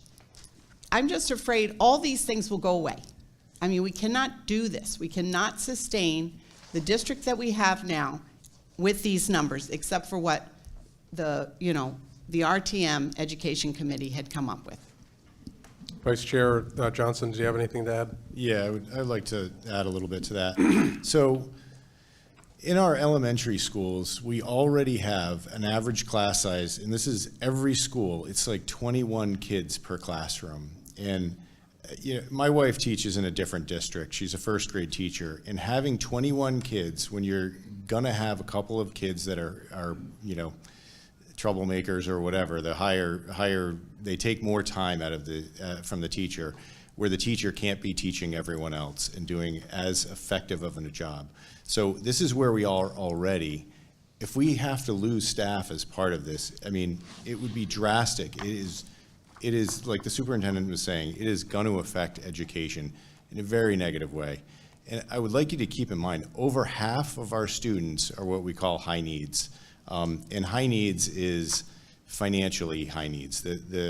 You know, the families don't have a lot of extra money. They get free and reduced lunch. Those students, the state says that they need more money not less, and we're still 10% below the state average in funding.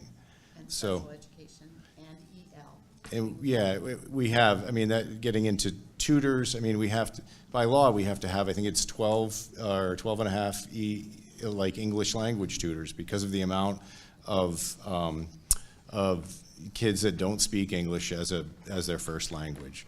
So we have to have somebody to bridge the gap for those children and for those children to achieve.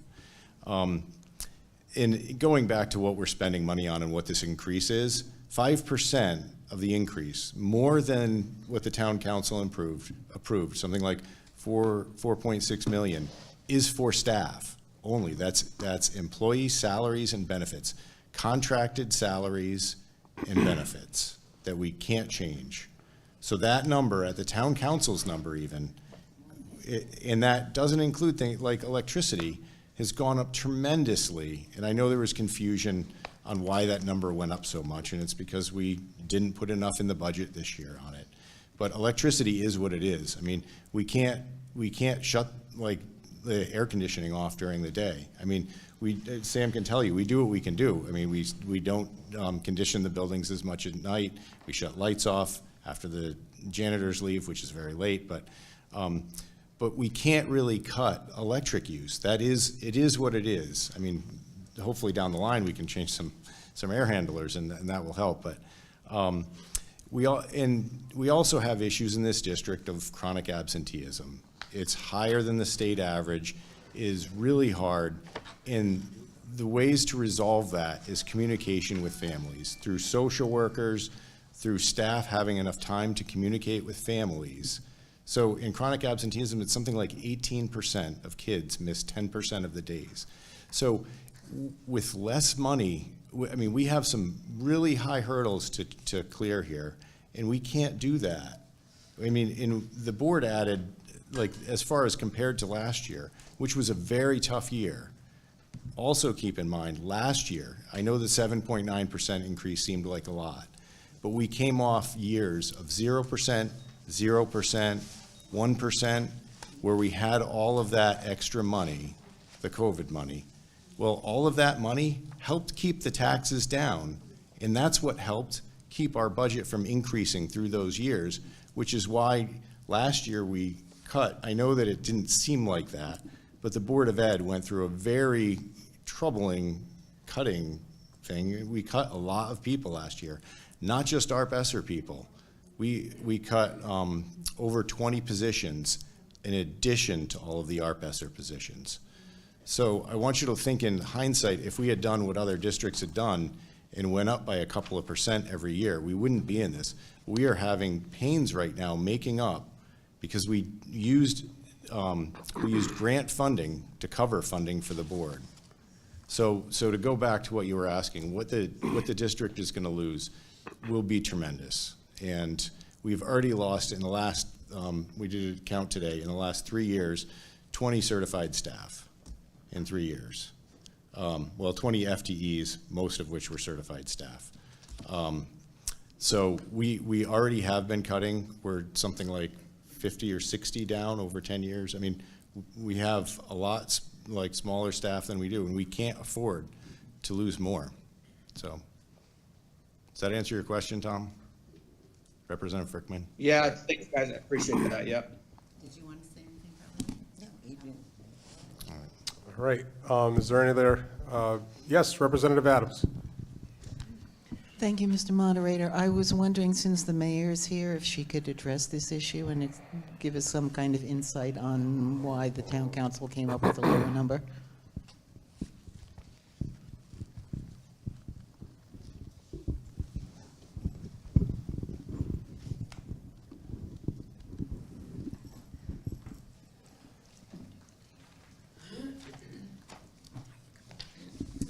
Good evening, everyone. I have a bunch of notes here because I did receive communications from RTM members who wanted me to come and speak this evening.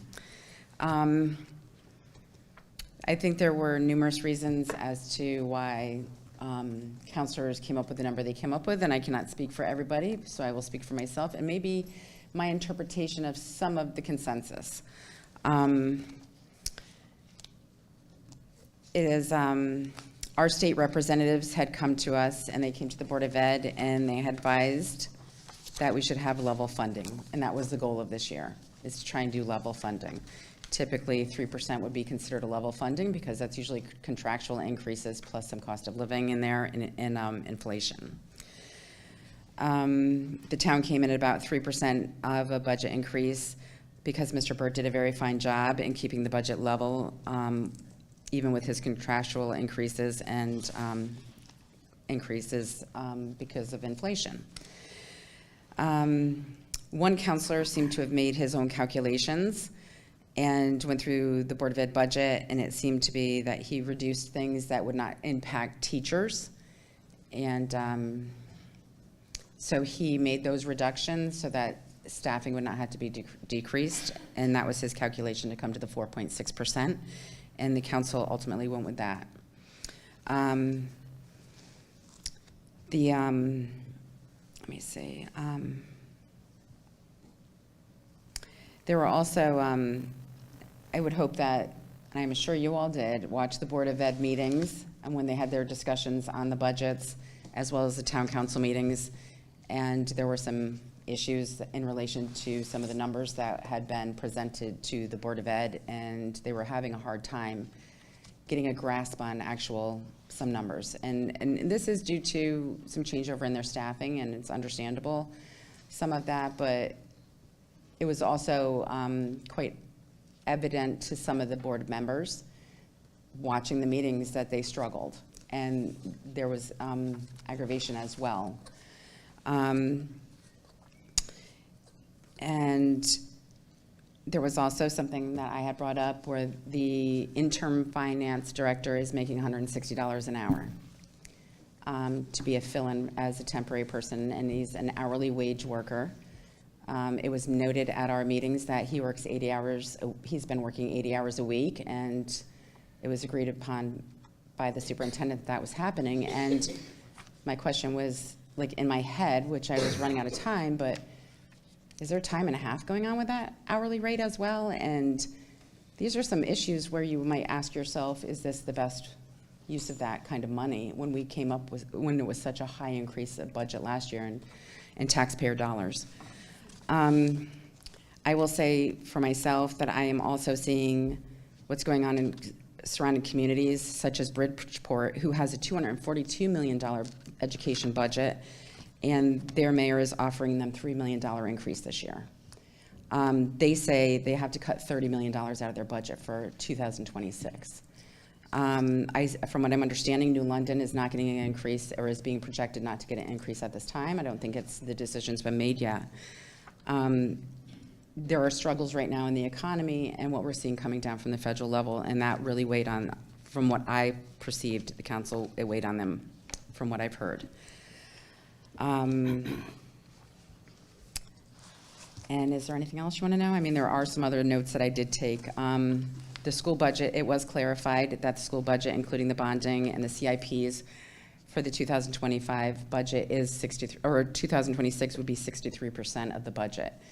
And when I keep hearing that we had 0 increases for numerous years, there was also the promise of savings due to new schools being built.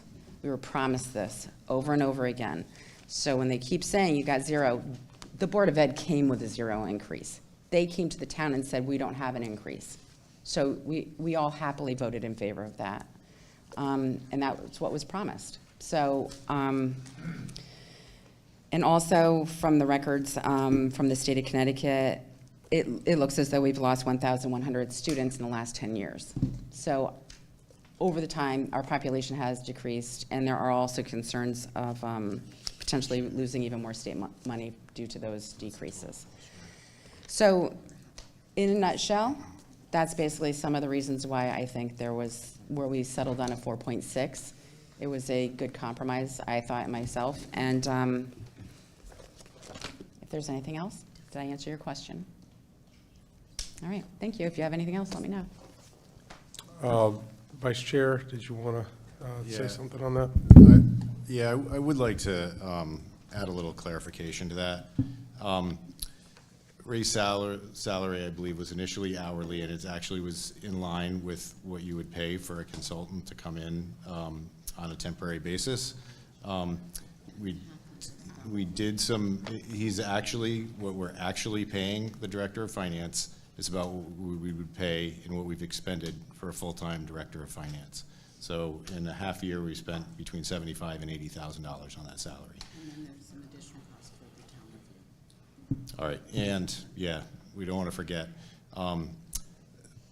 Partially, while we were, between when the Board of Ed approved this budget and when the budget landed on Mr. Burt's desk, the operational review folks were in the office, disrupting things, costing us money, costing the town money. So please keep that in mind, that a lot of Ray's time has also been spent with the operational review.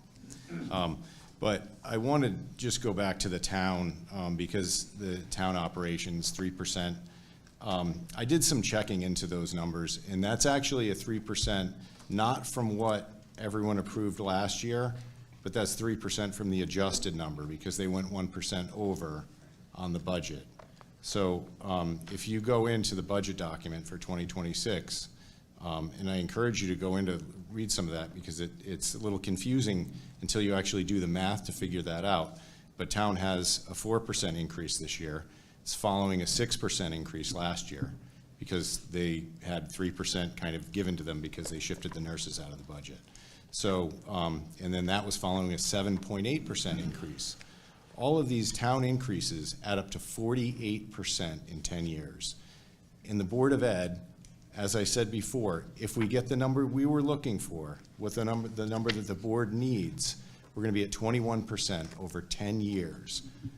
Who else can function on that? I mean, our contractual salary increases are about 2.5% on their own, and we know that benefits have been much higher than that every year, like health insurance that everybody here has to pay for through employment or otherwise. So the expenses are still there, and we have been cutting and cutting and cutting for a long time. And then we had the bonus of that money, the ARP ESSER money. So that helped offset the taxpayer burden. That's not there anymore, and that's why the budget is big.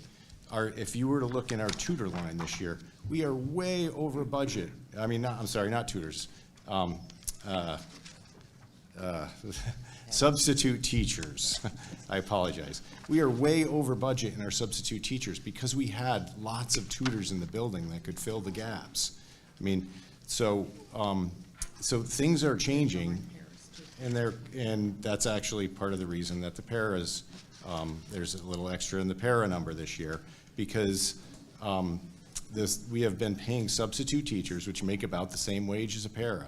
I went over some of this stuff. I think I emailed everyone some responses to Mr. Gajewski's budget document.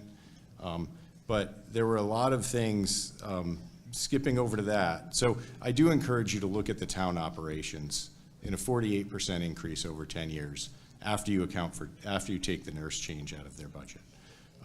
So I just think that we need to think about where we want to go as a community and who's going to want to move here. I mean, we could turn into a retirement community if that's the desire of the town, but if we really want this to be a family community, we need to have schools to back that up. I guess I will leave it at that. And some of the other things, Mr. Gajewski's, his comments on how he got to the 4.6%, there's a lot of things in there that didn't add up. Partially it was because the way our budget is laid out, and I think there were some misunderstandings with the way he was reading things when he thought about increases. But as I said, I think I emailed everyone here a response to that, and hopefully you had time to look at it. I can, if people are interested in me reviewing that, I can. But for clarification, just for the body, Vice Chair Johnson sent all of us an email on April 29th, so if you wanted to check your RTM accounts, you can review that if you haven't already. Representative Dean Shenbrat. Rep. Frickman, I see your hand, but I'm going to allow first-time speakers on this second amended motion on the floor first.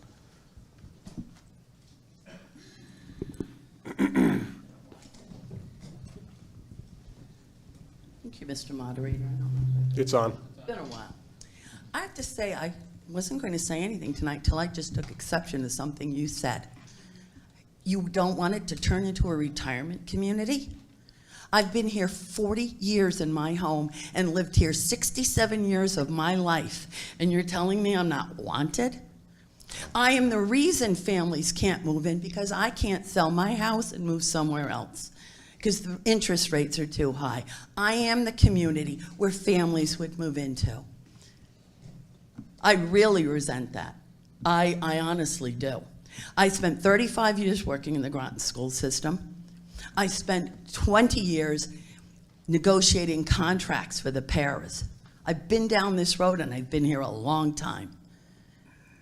I really resent it. I think you're on the wrong path. As far as our comparable districts go, don't compare it to here. You made it sound like these are comparable districts. Our comparable districts are not Stonington, Ledyard, North Stonington, East Lyme, Waterford, Montville. Our comparable districts are Putnam and Killingly. I don't know how we stack up against that. I have no idea. I haven't looked in a while. Didn't think I needed to. But retirement community, don't you think we're the ones that can afford to pay this tax burden?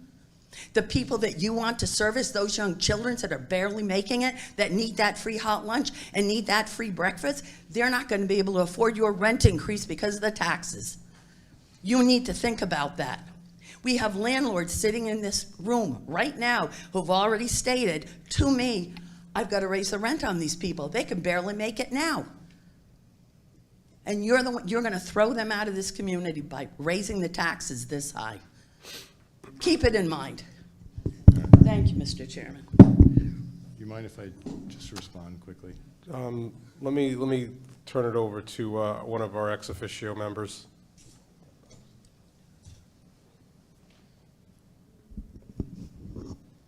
Thank you. Portia Bordelon, Groton Town Council. I just want to speak because, you know, the mayor spoke, and I guess I'm the minority report, and the sense that I was one of, I think there might have been another counselor, excuse me if I don't remember, but overwhelmingly the counselor who was in support of the full education budget.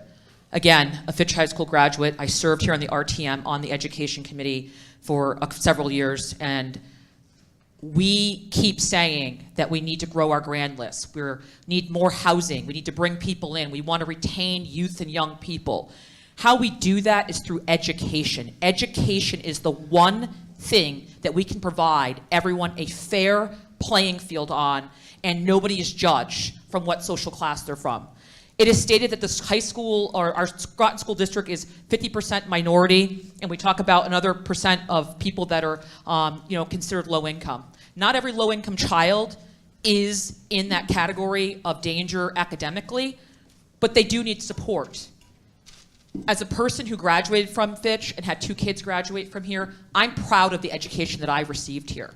I stayed here because of the education. If we want to be a community that wants to compare itself to Bridgeport, and I encourage you to Google it if you got your computers, Bridgeport can barely hire teachers. Nobody wants to be there. They're not able to pay them. They're cutting every year. They've gutted their program, some of their music departments, and a lot of other things. So to me, we are Groton. We are Groton-mistic. We are growing. We are a tourist attraction. And when people look at us and they want to see a cut come down on education, I was one of the counselors also that was not in agreement. I thought the town manager did a wonderful job with the budget, but I felt that we needed to go through it line by line and give everyone a fair shot, not just the education. Going straight to education. There are cuts. If you guys, I heard people speak, if there's cuts to be made to the taxpayer dollars, I encourage you to open up the town manager's budget and make some cuts there. Why are we putting on the backs of the families and the children?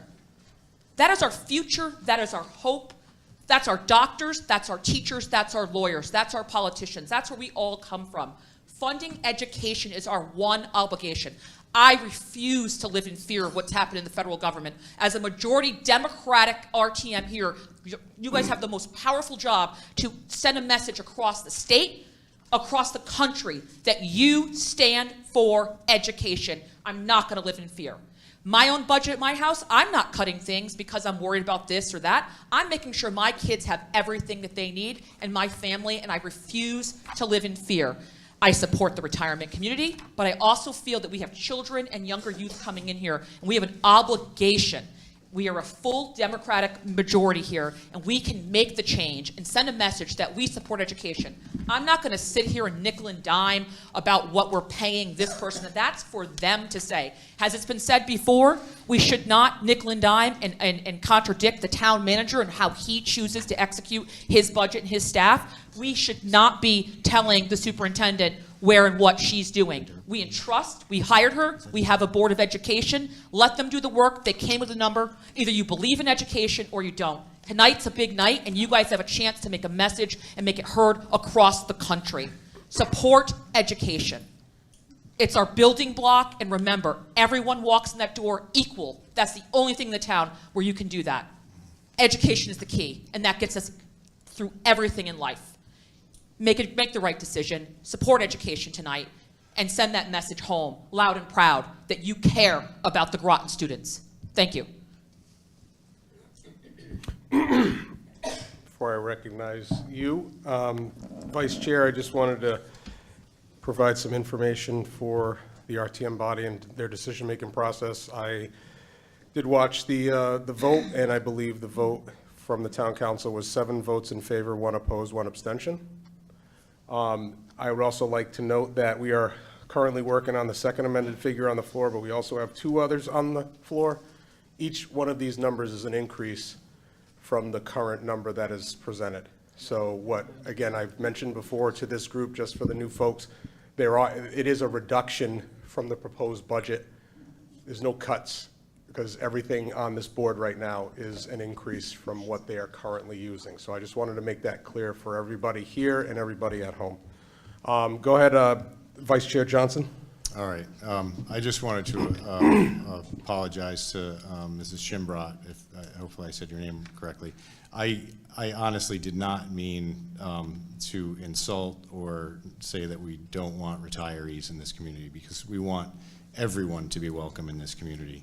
I was simply trying to make the point that if we want to attract families, we need to have schools that might want to attract families.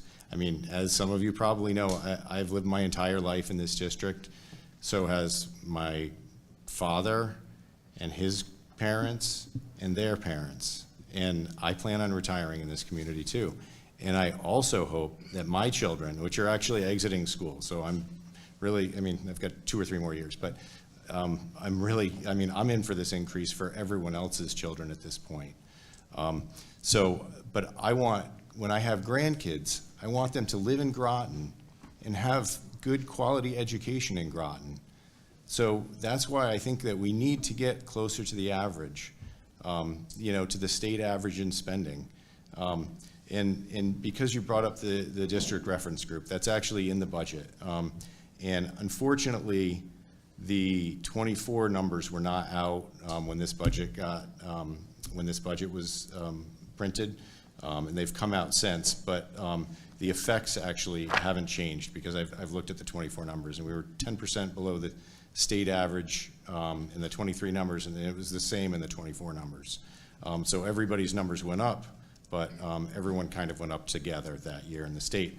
But in the district reference group, which you were referring to, Groton in that year was 17,917. The average of our district reference group was 19,439. And there was one district below us. I'm just looking at the chart here. It's on page 17 if you have the budget.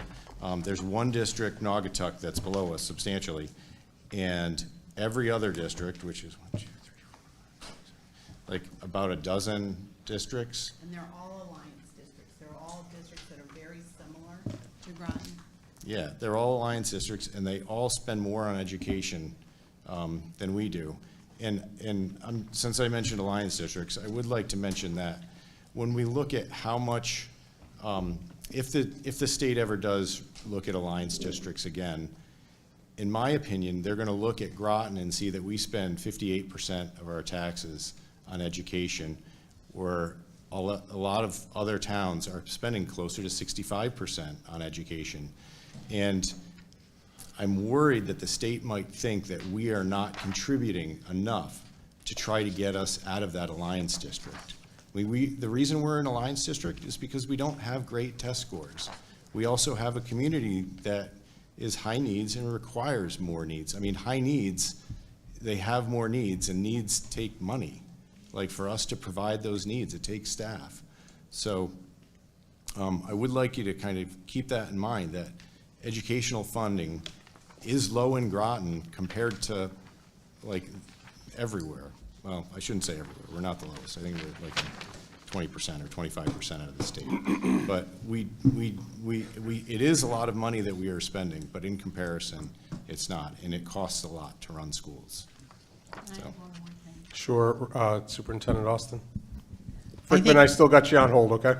I think many of you know that I'm a submariner's daughter, and a very proud submariner's daughter. I was in 8 schools in 10 years, 12 years, and I really understand the military child, but not only the military child, we have a lot of transiency here from Norwich, New London, Ledyard, Groton, families that are just trying to make ends meet and to find housing, and so my heart goes out to them.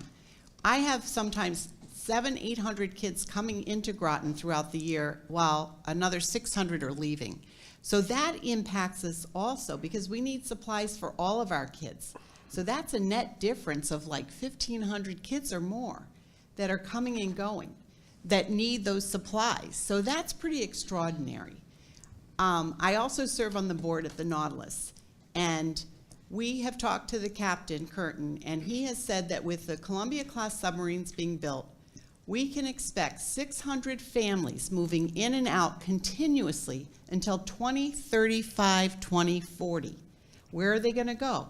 Probably Balfour Beatty, which are the housing, which will be better for our income for impact aid, so that's a boost for the town. But then where are those other families that are living there now that are not military going to go? So I think the more we can do to find that affordable housing, the better it's going to be for families. But I'm just saying that understand that we also support the military. And one of the reasons we still have that submarine base, because I know years before I got here, probably, you know, between the time I was in high school and college, there was a threat that we wouldn't have that. But it's because Groton supports the military child and the military itself that we are such a proud first and finest submarine base. And we've got the largest number. I've got over 1,000 military students, military-connected students, and we're so proud of that. And that's why I get these $1 million DODEA grants. Number 9 hopefully will come through. So know that we're doing everything in our power to get those resources beyond what the operation budget is.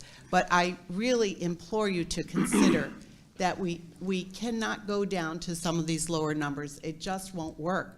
You'll be seeing that we can't do middle school sports, or we can't do, and who would want to give that up? Our kids need that. Who wants to give up art and music? I don't know if any of you have seen the plays and the music. If you haven't, go out at night and go to some of these things. I put it in my weekly update, so I try to keep you updated on all the wonderful things that are happening in our schools. So that's just my Navy thing. Thank you. Is there any other RTM members that wish to speak? Before I'm going to go to the second time hands, first time hands first. Representative Casper, then Swindell. Thank you, Mr. Moderator. I just want to make a couple comments. One was for Adrian, who talked about the town departments cutting their percentages. And when you talk percentages, 1% of the education is probably equal to more than 4 or 4.5% in the town departments. Looking at the portion of the budget compared to tax dollars, the education is 64%. Town departments are 15.5%. Capital and debt service is 21%. You could probably, if you could cut that a percent there would go far further than anything in the town departments.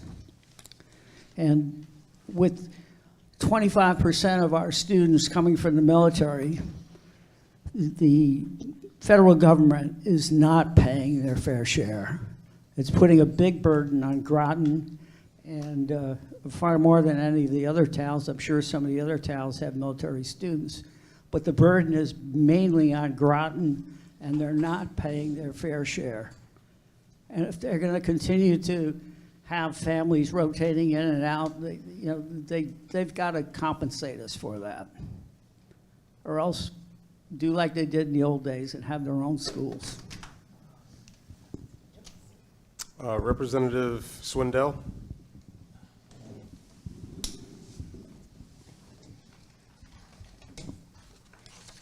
Thank you, Mr. Moderator. The number that impresses me the most is the 21% increase in the budget over 10 years. I think compared to other budgets, that's quite remarkable. But I also wanted to say that for the last 18 or 20 years, I've been involved in evaluating the effectiveness of the prevention programs. GASP, you may have heard of it, which is intended to prevent our young people from using dangerous substances, including cigarettes and alcohol. And in order to receive the funding that we get to support that, it's essential, in fact mandated, that some objective evaluation of the program is done. I think that we hear a lot of talk about we keep spending more money on education and yet things are not getting better, et cetera, et cetera. It would help if we had numbers to refute that. I just say that for the future. Thank you. Thank you. Representative Matter. Thank you. Just a background about me. I am a certified elementary teacher with a specialization in urban education. I've been a military spouse for 22 years, and I've been a homeschooling mother of my 8 children for the last 16 years. I just want, as far as in the military community, so you can kind of understand what spouses see as they're coming into this area, this is not a desired location. Many people put Groton at the bottom of their list, and they end up getting sent here anyways. Many of those people live in Balfour Beatty due to the high cost of housing. It's just too expensive for people to buy a home here, let alone and then pay the taxes. And so when we're sitting here and we're talking about where are we going to put these lower income people, but on the same token, other hand, we're saying we're going to raise taxes, you're increasing the cost of living for those people that they're stuck in places they may not want to be. Also, there's something I've been hearing a lot today is about education is the background. Education, that's not the foundation of our community. It's families. So when you're saying we're going to do this and now mom and dad have to work 3 jobs to pay their taxes, how is that serving our community?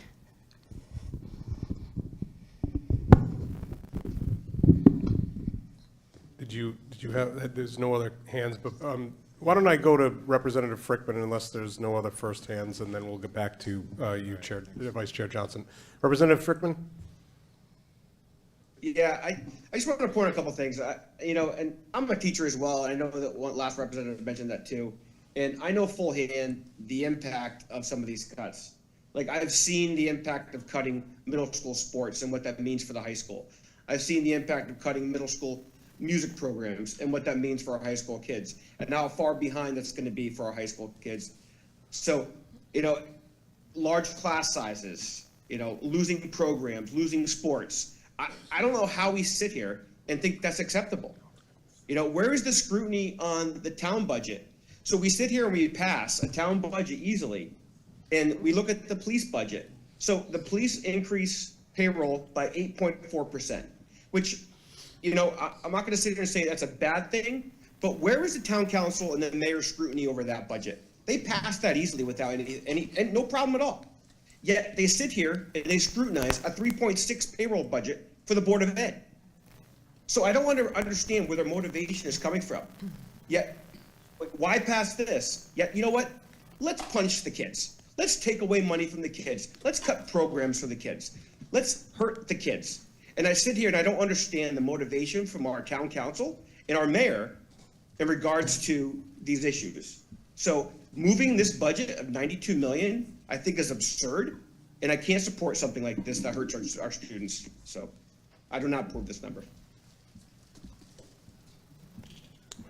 Representative Norris, if you could just hold on, I'm going to acknowledge the vice chair, and then I'll go to you next. Yeah, so I'd like to go back to the percentages.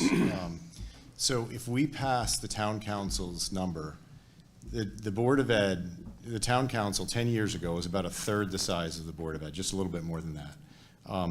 If the town council's number were to get passed, in 10 years, town operations would have a net increase, a net excess of funding, of additional funding compared to the board. Meaning, so in 10 years, 14,700,000 and change has been the increase in operations. It's going to be about 14,200,000 for the Board of Ed if the town council's number were to get passed.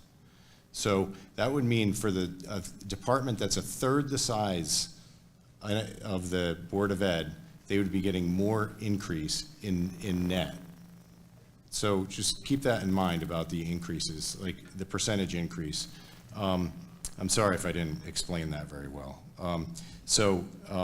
Our increase would be 16,715,000 over that same 10 years.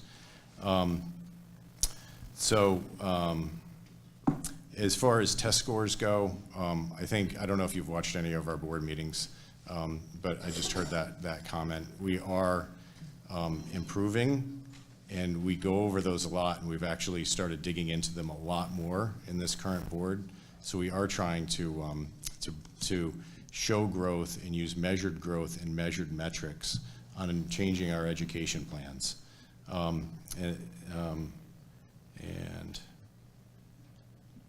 And also I wanted to respond to the comment that I said that we should cut operations. I'm just using operations as a comparison for the Board of Ed. That's not our job as the Board of Ed to talk about cutting operations. So you guys will be voting on that separately. I just wanted to kind of put our growth over the last 10 years compared to operations. And the mayor referenced Bridgeport. With their budget cut, had to lay off all the librarians. They cut like 20 teachers. They're doing something different with transportation. The kids they're gonna have like hubs, and the kids are gonna have to walk longer to get to the buses. So it's not all, they just cut their budget, so you could cut our budget. There's what's the word? Repercussions for cutting the budget. And we don't want to lay off all our librarians. We don't want to lose staff. And we want our programs to be in place. And we want to do what's best for our students. So I, too, will implore you to support our original budget. I know some people are shaking their heads. They don't want to do that. But please, I implore you to support our original budget. We need this money for our kids. And I know some people don't believe it, but we do need the money. And I'm a taxpayer also. And I was willing to pay taxes when my daughter went to school here. And I'm still willing to pay taxes so everybody gets an education and a quality education. And like I said before, I can't operate on fear. Representative Norris? Thank you. First, let me say thank you to listening to the Council Buzzalong's passion on the education. Let me also commend the school district on only having a 20% increase over the past 10 years, if that's what I was heard. Because across the state, it's more like 34% over the past 10 years. So I commend you for that. I also would like to say that, indeed, school districts are the economic drivers of any community, but also to continue that. Let's not hide the fact that, let's be honest, we may be talking about Board of Education now, the school district, but we're going to talk about the town coming up in future nights. And I'm sure that conversations like this will be about each and every department within the town. I work for a school district also. I can tell you it's not public school, it's on a college and university level. I have sat on the side behind the table, and I can tell you in school district sides, municipal sides, there is always something that can be reduced.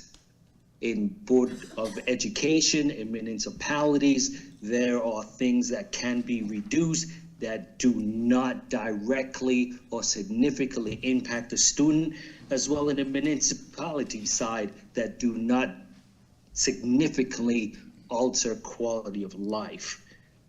So those things will happen. I'll tell you what I'm fearful of. This budget, and if we continue down this path road, if we do not listen, in listening to the town manager, do not recognize that our cash revenue will be maintained or increase over the next 5 years and maintain a healthy 5-year forecast for revenue generation, these increases taxes will cause an exodus, not necessarily economic impact on a positive level. So I just wanted to bring that out. Our job is not simple here, but we also have to remember that I'm not quite sure residents would really like a 10% increase. So what's that number? And I apologize to the school district if they feel that we're putting the backs on you. I can assure you I am not. Thank you. Thank you, Representative Norris. Is there any other discussion from RTM membership? Representative Gardner, M. Thank you. It's very difficult for me to speak about this. I know tonight we've heard from a lot of people that work in education. I'm 54 years old. I was a high school dropout. My school district didn't have social workers. They didn't have a lot of the tools that are in this budget for our school district. On the flip side, I have a daughter in a different town. None of these were Groton, by the way. In a different town, my daughter went to public school, had some of the same issues that I had, but that school did have those tools. And my school, my daughter graduated from high school, was in the Honor Society, and got a 4-year scholarship to a university. And we couldn't afford to send her to university, so that was great. So I've seen the impact of shorting a school budget, and I've seen the impact of funding a school. I've listened to a lot of information. One piece of truth I think I need to put out there is that, guess what? No matter which number passes tonight, your taxes are going up. All right? The taxes are going up, period.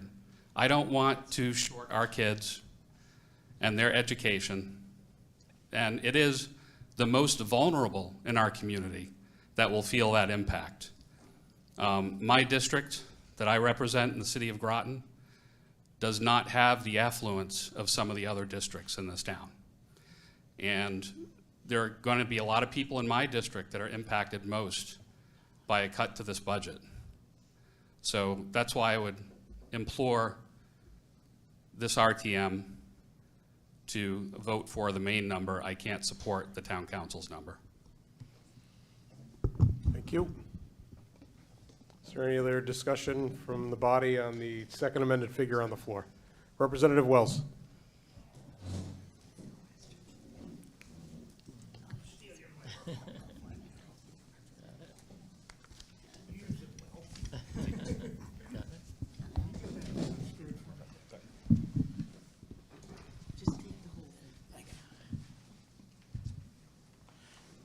Well, I think I should mention that I believe the other counselor who supported the main budget number was our former colleague, Roscoe Barrett, who was a very quiet guy and always voted. He was ahead of me on the alphabetical call for votes, and I always took cues from him how to vote when I first got on the RTM.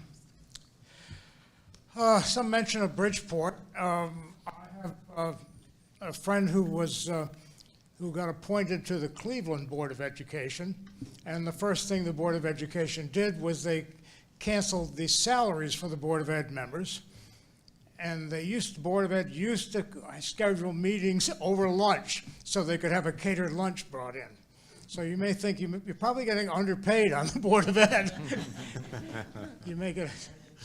Anyway, they had, the high school ran out of toilet paper.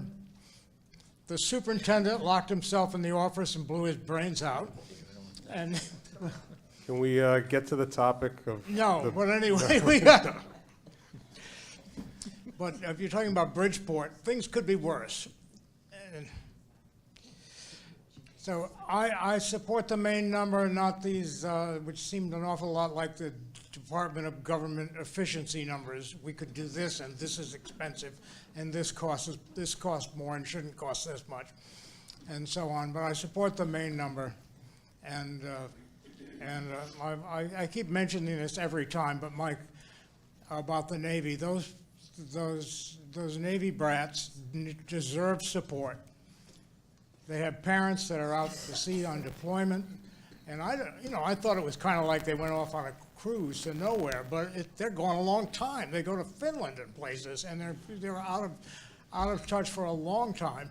And most people have their, even mediocre families, the parents show up after work every day, and they're not gone for months at a time. And my cousin Kathy, the former Republican state senator, pulled me aside at a family gathering once and said, the education budget is important because the Navy uses the quality of the education as a key factor in keeping the Navy base here. That's right.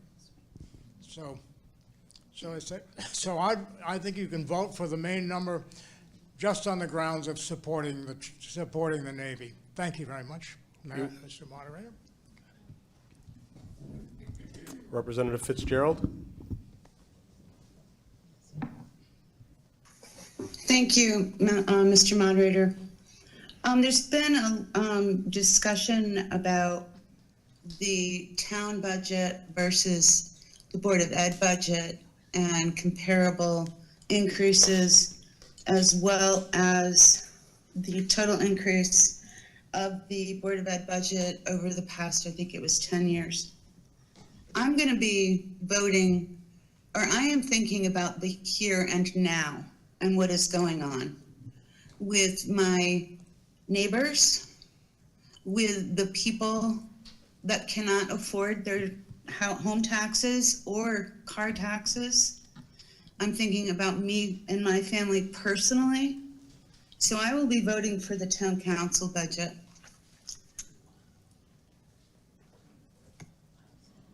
Thank you. Are there any other speakers to this motion on the floor? The second amended figure of $92,004,575. Representative Good.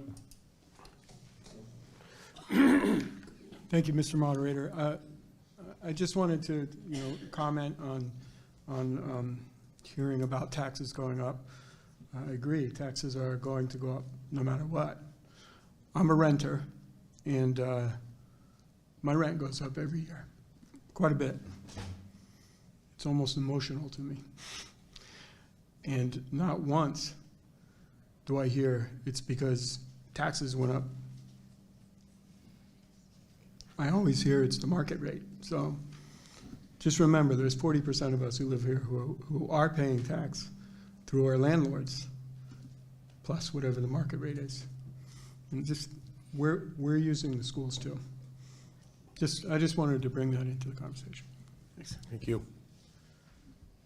Representative Fitzgerald, do you have your hand up still for a second time to speak? No, thank you. Okay. Are there any other members of the body that wish to speak?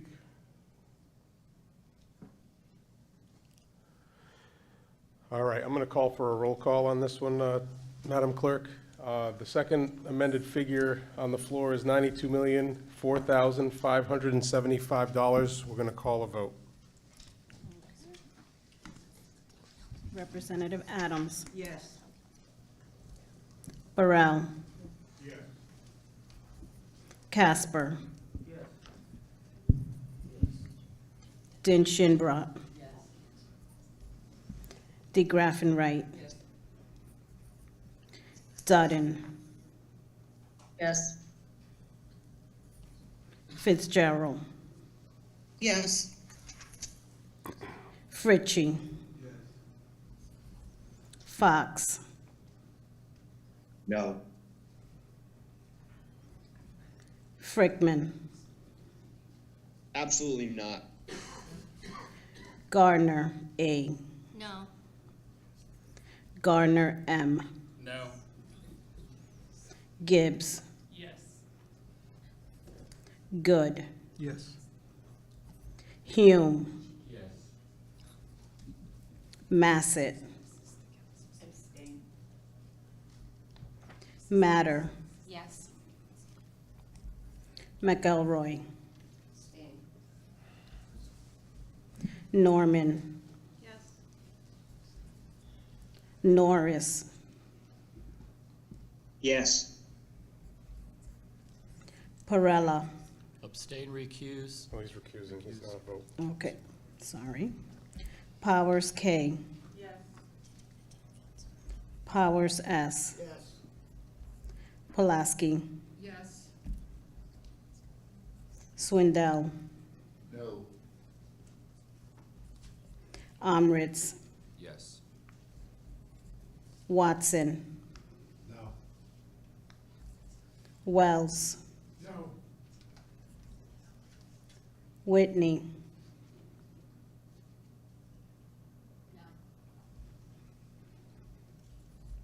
And you're accusing? Am I the last one? Mhm. Oh, abstain. Okay. I got, 18, 8, and 3. It fails. No, this passes. It passes? Yeah, I this thought is, we needed this is, two-third. This is a, The- this oh, is the the main town one. council number, so it's Okay. a simple majority that goes. So Okay, it so passes. for item 10080, education, the second amended motion passes $92,004,575 by a vote of 18 in favor, 8 opposed, 3 abstentions. All right, I'm going to call a quick recess if we can get back here so we can finish these CIP projects. Take 10 minutes. Be back in your seats prior to 9:15. Thank you.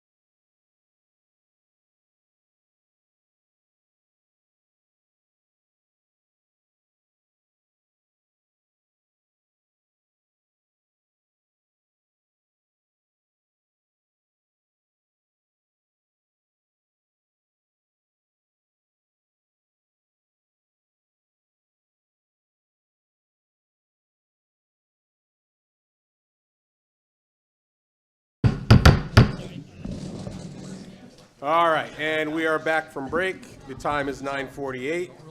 We have CIPs for education coming up. We have 5 numbers that are here. The chair of the Education Committee has already given her report on all 3 of these items. Karen, where are the CIPs? She knows all of this. I'm so bad. I think they're here. Let's see. You could do the numbers from there, but I thought I heard somebody else saying that they wanted to move a number. See if it's in here. Transportation supplies, equipment. My eyes are just not working. All right, do we have all our, wait, let me just get a head count real quick and make sure we got all the right numbers. I believe one of our members, Rep. DeGraff and Wright, has left but is on Zoom, but I just want to do a quick count.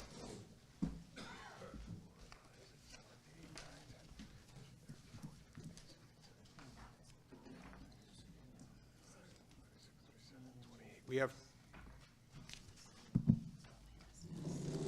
I think that we're only missing one right now. There's 29 members present. Rep. Dean Shinbrod is not here at the moment, so we can. 5 members. 1, 2, 3, 4, 5. Representative Watson, I think you're looking for a number. Do you happen to find the number you were looking? If not, we're gonna keep it moving here, so we can try to in and out this. But let me, if you were looking for a specific number, you were gonna look for it on the CIPs, and it's 678 would be the number.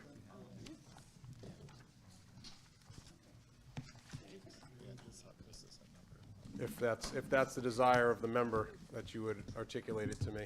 We now have 30 members present. She's back. Representative Watson. Thank you. Being that we've heard what our committee chair has said about the CIPs and none of the numbers look like they've changed, I would like to make all the CIPs a motion in one number of $778,000. That's incorrect. 678. All right, so the motion on the floor was moved by Watson, seconded by Norman? Second. Okay, that was you seconding, okay, just wanted to confirm. For the CIPs for $678,000.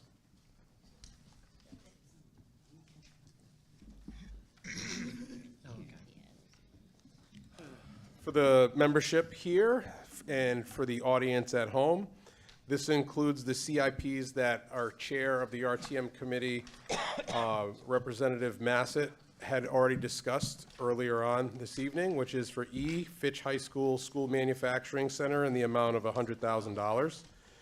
Item F, Fitch High School Water Heater for $85,000. I, District Financial Software Upgrade of $330,000. J, Fitch High School PA System for $63,000. And K, School Video Cameras for $100,000. I open up the floor for discussion on this. I believe, Chair Watson, you already gave us your rationale, so I'll take any hands that want to discuss these budget items. Representative Adams. Thank you, Mr. Moderator. I was wondering, are there any grants that you are applying for to cover any of these costs?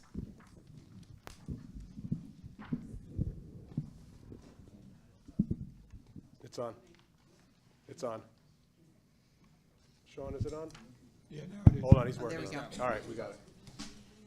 So the $100,000 for the manufacturing center is really to do architectural plans and to clean out the auto shop so that we can then bring in the materials that we need. Those will be supplied by grants. So they're really, it's going to be a machine shop. And EB is actually coming tomorrow to go through the auto shop and help us put this together. And I think it's going to be a real jewel in Groton's crown. I want to be the town that hosts that. I don't want it to go to Ledyard or Stonington or East Lyme. I want it in Groton because, that's where EB is. And they're planning to help support us in getting these grants and making sure that we then are able to fill this and build a manufacturing center. So this is really to get us started. It's showing that we really want this. It's our portion of doing the architectural plans and kind of cleaning out the shop and getting it ready.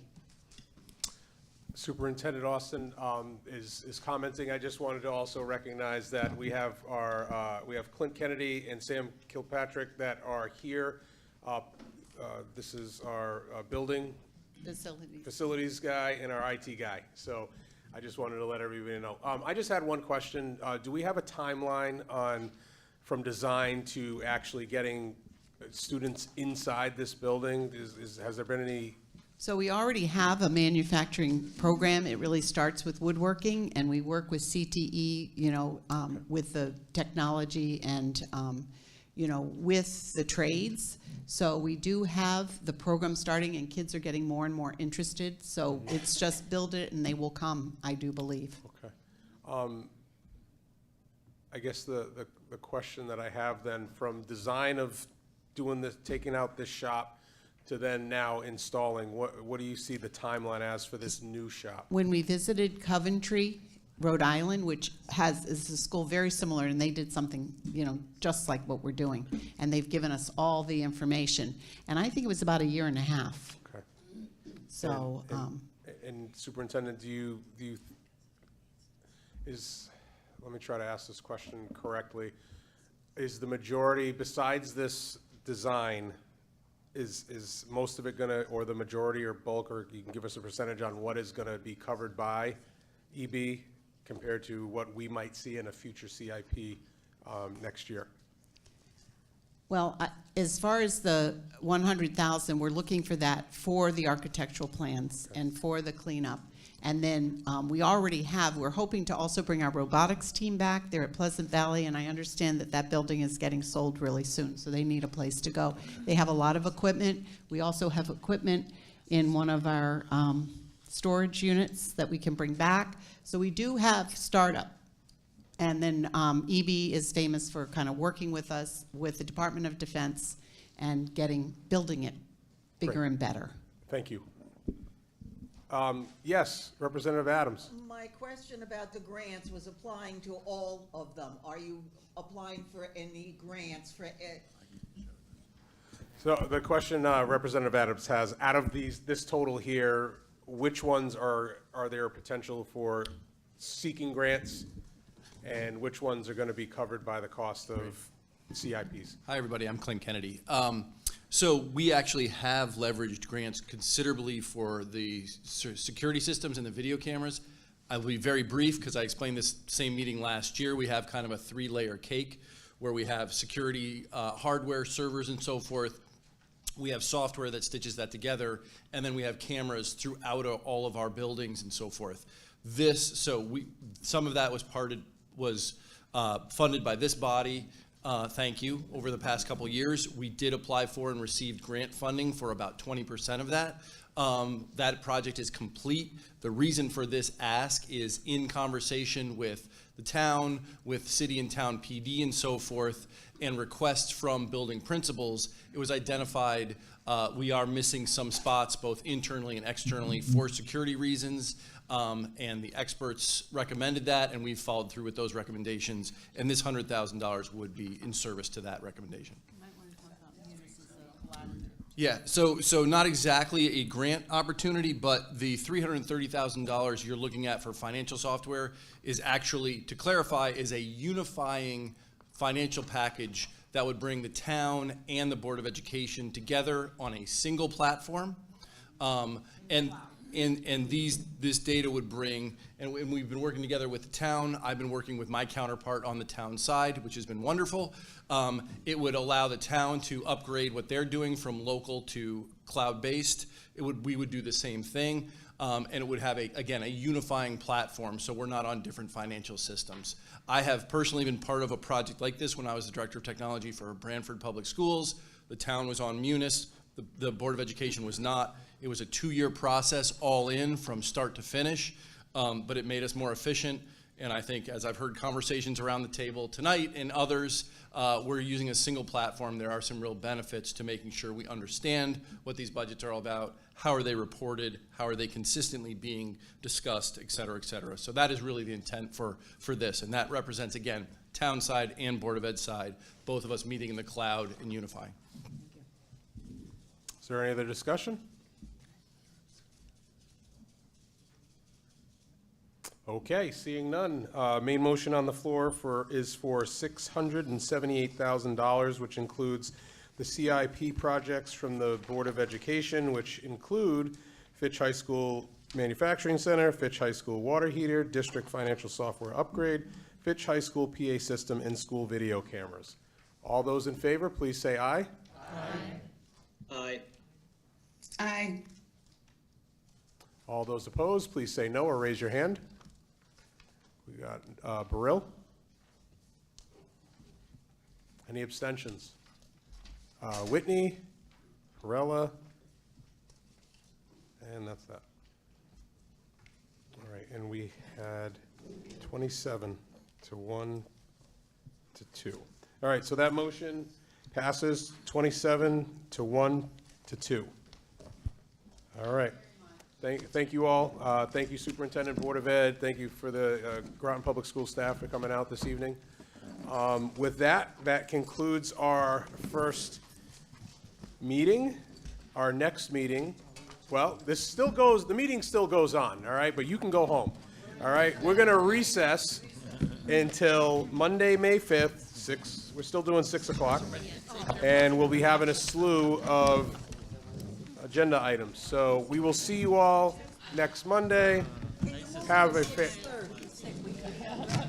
What's that? 6 o'clock is terrible. We already called it, so you should have made an amendment for that. Now, this is just right on time for us. So, yeah, we are recessing until 6 o'clock Monday, May 5th.